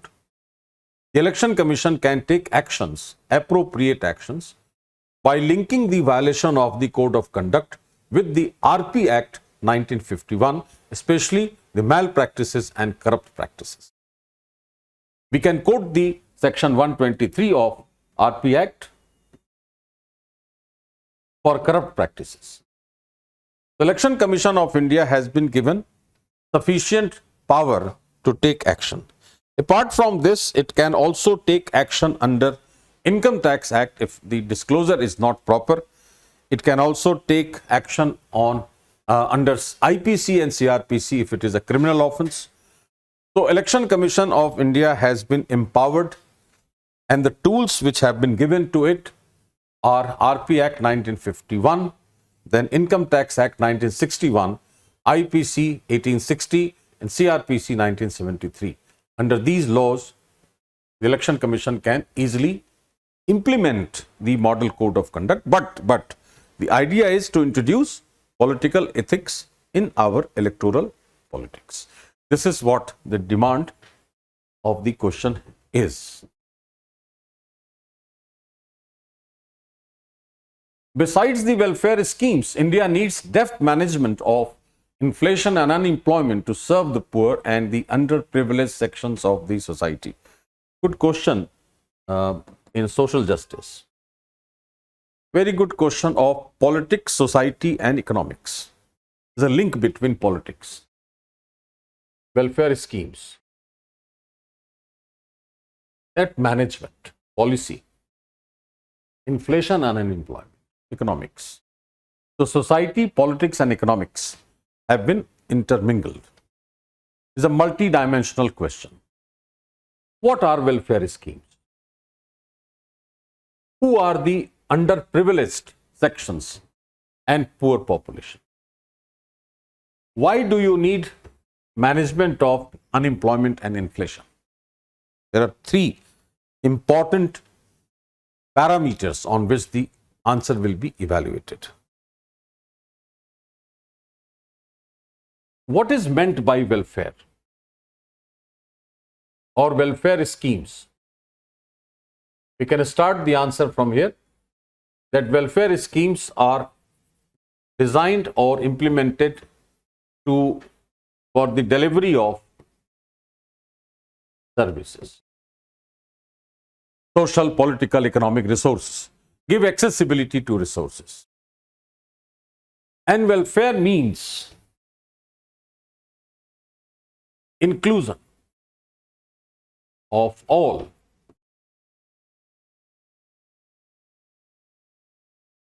into the mainstream, especially the poor and underprivileged groups. This is what the meaning of welfare schemes is. The government is trying to do that, that's fine. But why are we not able to deliver the things? If services are made available, for example, if super speciality hospital is opened in village,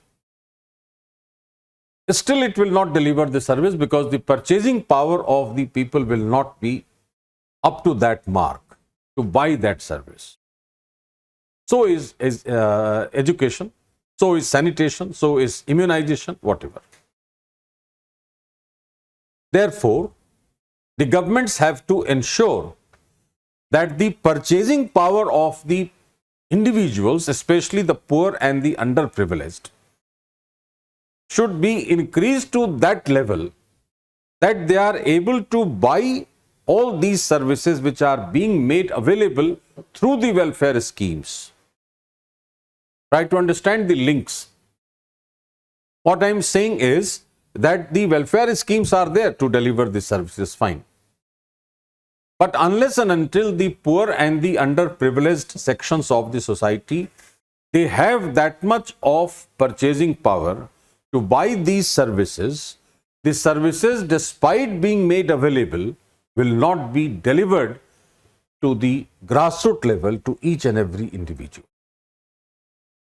And the two factors are very, very significant so far as purchasing power is concerned. One is definitely unemployment and the second is inflation. Therefore, the government has to deal with this unemployment problem. Management of unemployment has to be done deftly, has to be done effectively. As many employment opportunities as possible have to be created to address the issue and concern of unemployment. This is one. Second is, inflation is the price. The government has to work on microeconomics. It has to see the production, distribution, consumption, and production, which we say price theory. The price has to be well within the manageable limit, so that if a person is employed, he is not or he doesn't suffer from higher rates of inflation. So, inflation management and unemployment management will increase the purchasing power of every individual, including the poor and the underprivileged. And with that increase in purchasing power, will help them buy the services which would be made available by the government through the welfare schemes. Only then this is possible. Serve the poor and the underprivileged. Without this, serving the poor is not possible. So the statement is very justified, very right, and points out the solution also in this. The uniqueness of this question is that it gives you a problem and it gives you the solution also. What they demand from you that whether you understand the linkage between the problem and the solution. The problem and solution both are here. You have to link that unemployment and inflation will reduce purchasing power. So even if you deliver the service or make these services available, they will not be able to buy it or they will not be able to deliver to the grassroots level, doorstep. Unless and until you manage these two properly, you cannot raise the purchasing power. So your all welfare schemes would ultimately fail. That is the linkage of this. And that way, it is giving the idea of the to the administrator what exactly you have to do. So if you are seeing that the distribution of the resources are not proper, you have to ensure that distribution is good and efficient, so that consumption becomes good and then the things run properly and inflation is managed. The government has done so far. We have made inflation target in a range. We are doing our level best, but still, as a concept, these two, management of these two are very, very important.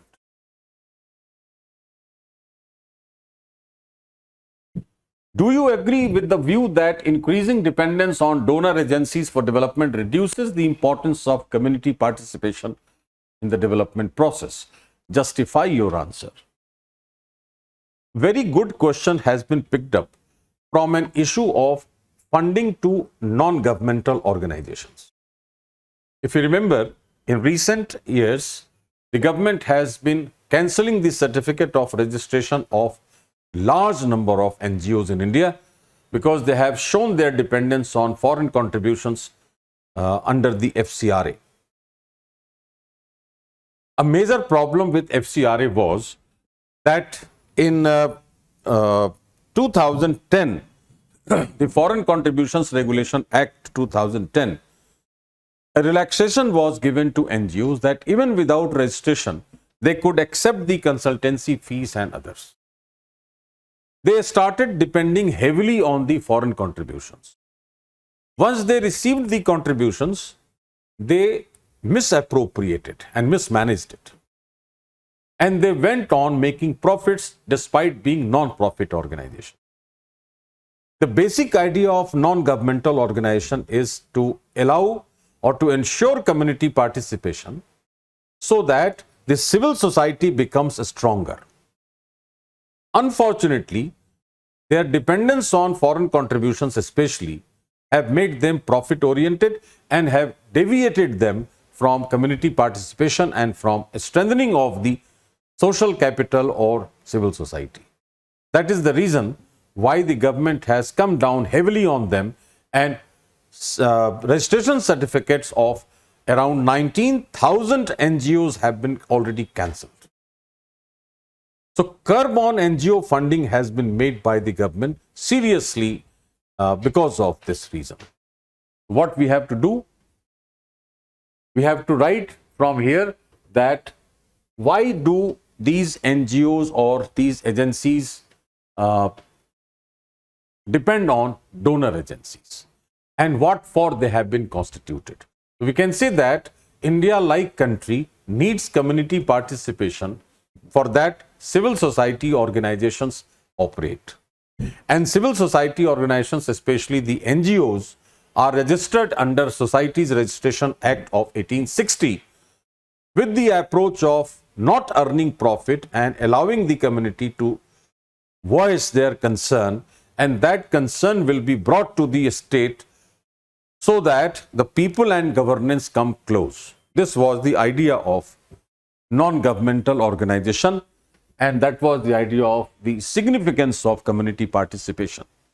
But over the period, for the sake of securing foreign contributions especially, these organizations have been depending largely on those donor bodies, and the moment they got certain relaxation under Foreign Contributions Regulation Act 2010, they have started misappropriating the funds, mismanaging the funds. They have started getting tax exemptions. Like if you get consultancy fees and others, you get tax exemption under Section 11A of IT Act. Therefore, the NGOs wanted to exempt the tax and secure maximum profit. So they deviated from community approach and they started working with the capitalist mindset. That was the reason why the governments have come down heavily on them, and certificates of registration of around 19,000 NGOs have been cancelled. This is what the requirement of the question is. Increasing dependence on donor agencies for development reduces the importance of community participation. That's very right, that civil society will not be strengthened and civil society organizations will be weakened. Obviously, that will yield in a negative result or negative impact on community participation. That is what the way we can conclude.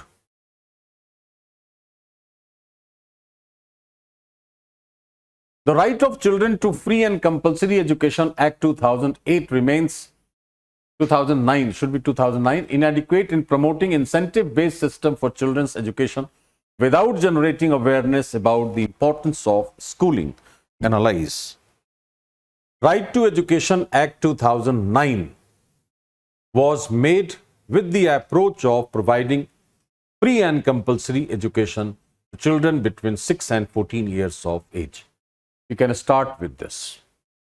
The Right to Education Act 2019 was formulated or implemented with this approach of providing education, free and compulsory education to children between 6 and 14 years of age, in line with the Supreme Court's ruling in Maneka Gandhi case that education shall be a part of the meaning of life. Apart from that, we have two more cases, P. Unnikrishnan versus State of Andhra Pradesh 93, and we have Mohini Jain versus State of Karnataka 1994. So Maneka Gandhi, Unnikrishnan and Mohini Jain, three cases give the foundation to 86th Amendment Act 2002, by which we added right to education in Article 21A. And we also made the state responsible for early childhood health care for 0 to 6 years of age under Article 45. And we made under Article 51AK the guardians responsible for the education of the children between 6 and 14 years. These were the provisions of the RTE Act 2009. But the problem lied with that there is no provision in the Act of early childhood care. This is the first problem. The second is that it does not have a provision to generate awareness of the importance of schooling. That is the reason why it focused on inputs. It did not focus on the output of education. The question says, remains inadequate in promoting incentive-based. It is not failure, it is inadequate. It has brought tremendous advantages. It has increased the rate of enrollment between 6 and 8 years. It has increased awareness also of education. But it remains inadequate because it has always believed in input-based system rather than output-based system. That is the reason why it is called inadequate Education Act. Now, this will be supported by the new education policy where we focus on output-based system. So, our answer starts with RTE Act 2009. Certain figures we can quote. If you remember, you can quote that 3.3 million enrollments have been done between 6 and 8 years of age.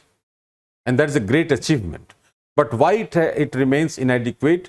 Because the critics say that early childhood health care has not been provided in the Act. It also does not have other provisions about incentive to be given to the children or the guardians for schooling. It does not have a special provision for generating awareness. And it is focused mostly on input system rather than output. That's why critics point out that it has remained inadequate. Now, this inadequacy could be removed by the new education policy 2020, which is focused on learning outcomes, and it focuses on the output-based system. So, RTE 2009 along with the national new education policy 2020 would improve further and the inadequacy will be removed. That way we can conclude.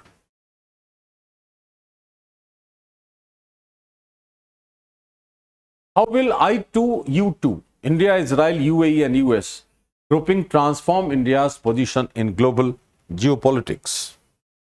West Asian Quad is the another nickname of this. I2 is India, Israel, U2 is UAE and USA. Global geopolitics. We have Middle East,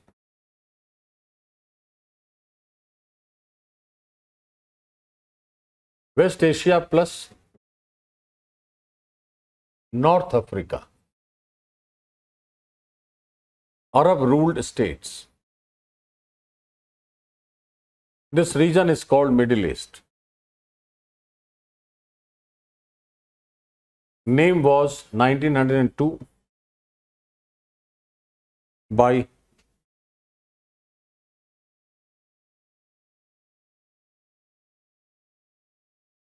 Alfred Thayer Mahan. It's a geopolitical term, Middle East. This Middle East has a very unique geopolitical importance. Out of 18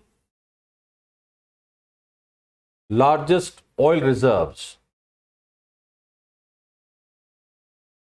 14 are located here.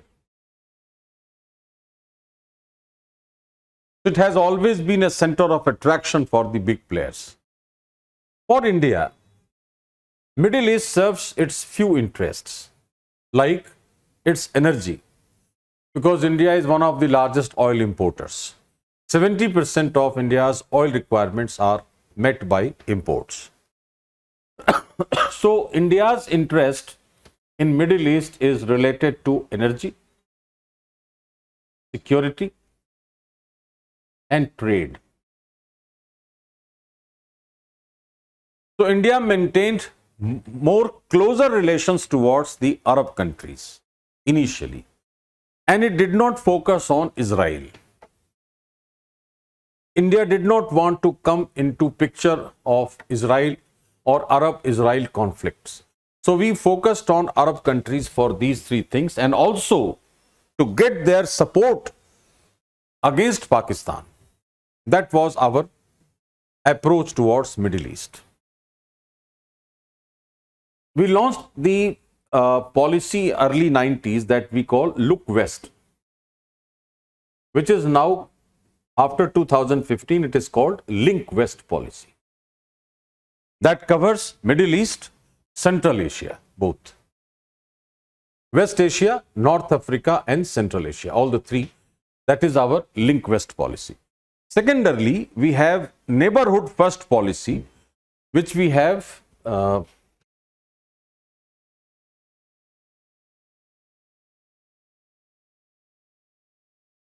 first circle is immediate neighbor or immediate neighborhood, that is South Asian neighbors. Then second circle is extended neighborhood.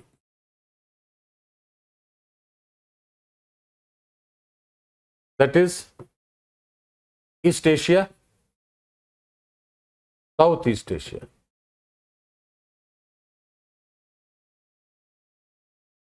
And then we have West Asia also, Central Asia.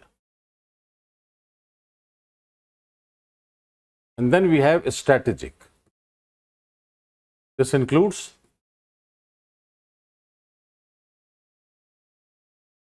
East Africa. So West Asia and Central Asia are parts of our extended neighborhood. Our interest is very important in the Middle East region. And India outrightly came out in favor of Israel also, and it has decided now to maintain parallel relations with Arabs and Israel. And one such example is I2U2. Very recently, India and Israel have come very close so far as economy, trade, technology, politics, all are concerned. Secondarily, very recently, India and United Arab Emirates, UAE, have signed a free trade agreement which has been implemented. And India-US relations have improved. So India, Israel, UAE and US, I2U2 or Middle East Quad or West Asian Quad. But this Quad is different from the Quad which we have in Pacific. That is US, Japan, India, Australia. That Quad is generally considered anti-China. This Quad or I2U2 is not against a particular country. It is for the growth and development of this entire region and all these four member state. That is what the importance of I2U2 is. It is for biotechnology, it is for economic growth, it is for trade and all that. Made in 2021, post-Abraham Accords. Abraham Accord was the accord between Israel, UAE and Bahrain. First Arab-Israel Accord, we can say. So after this Abraham Accord in October 2021, India, Israel, UAE and US formed this group and they started working for the development, economic development, security and technology and other things in the region and among all the four. So this is different from the Indo-Pacific Quad, and it is not against any country. It will definitely be a part of India's Link West and Neighborhood First policy, and it will definitely protect the interests of India, and it will enhance India's position in global geopolitics because of India's growing economy and growing popularity, politically also, economically also, strategically also. That way we can conclude the answer. And finally in paper 2 is question number 20. Clean energy is the order of the day. This again within the quotes. Discuss briefly India's changing policy towards climate change in various international fora in the context of geopolitics. Again, this is a multi-dimensional question. Talks about environment and it talks about international politics. It means it is environmental politics or resource politics. Clean energy is the order of the day, that all of us have to agree to this statement that without clean energy, environment is being degraded, climate change risks are increasing, and that has yielded tremendous problems in terms of health hazards, in terms of natural disasters and others. So clean energy is order of the day. That's fine. India's policy for this climate change has two approaches. One is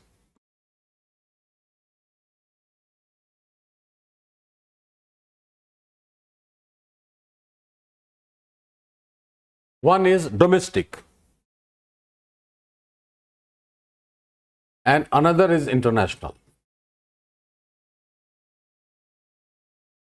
We have National Action Plan on Climate Change.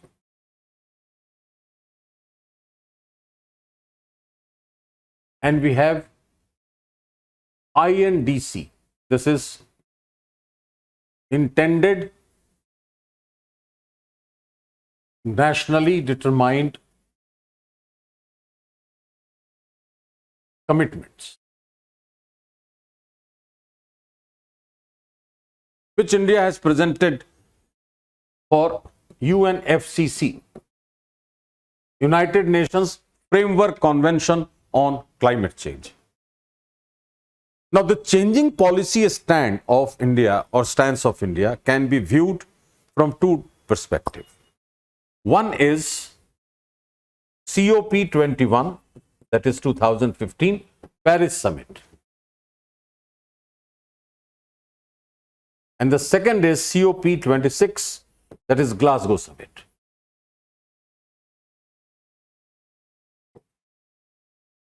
After COP21, India was the most instrumental state to create International Solar Alliance for clean energy. And it sent a message to the world that India is one of the leaders so far as clean energy is concerned. Although the ISA began with tropical countries, but presently non-tropical countries have also joined it, and the number of members has gone up to 87. The most significant part of ISA and geopolitical aspect is that ISA is headquartered in India. Therefore, India emerged as a leader, global leader, in terms of clean energy after COP21 by its instrumentality of setting up ISA-like organization. This is one. Second, after COP26, again, a very unique movement was started by India, which we call LIFE. Lifestyle for Environment. That we say is one word movement for mindful and deliberate utilization instead of mindless and destructive consumption. This is the slogan. Mindful and deliberate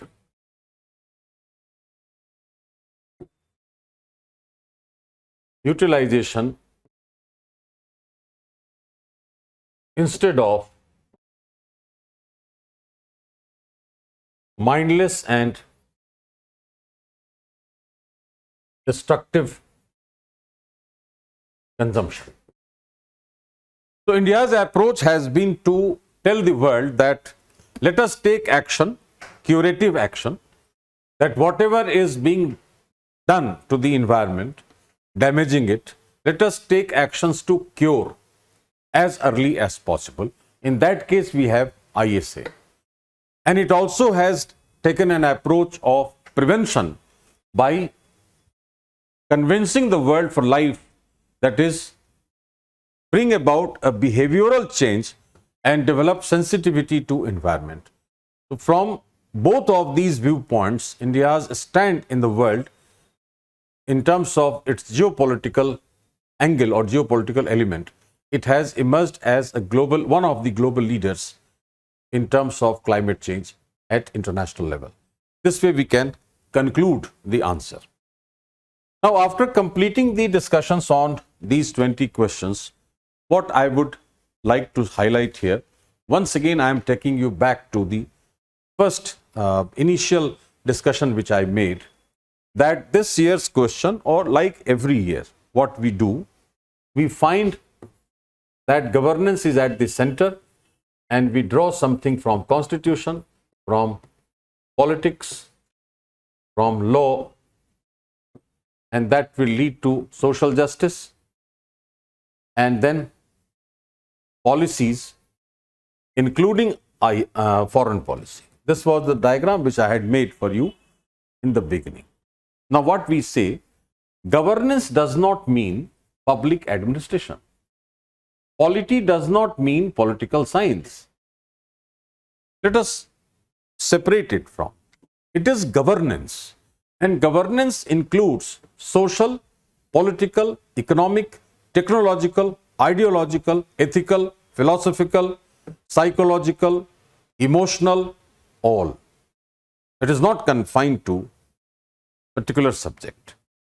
So let us not be confused that we are studying constitutional law or we are a student of a law. We are not a student of public administration. We are not a student of political science. We are a student of all put together. It's a convergence approach. And if you understand this convergence approach, you will be able to understand the demands of the question which we talked about, and then only you can write precise answers. So I think whatever I have discussed for you, it would be of great help for two categories of students. Again, I told you this in the beginning, that those who have already written the mains, they would be able to understand or ascertain or assume their percentage of marks if they have written accordingly.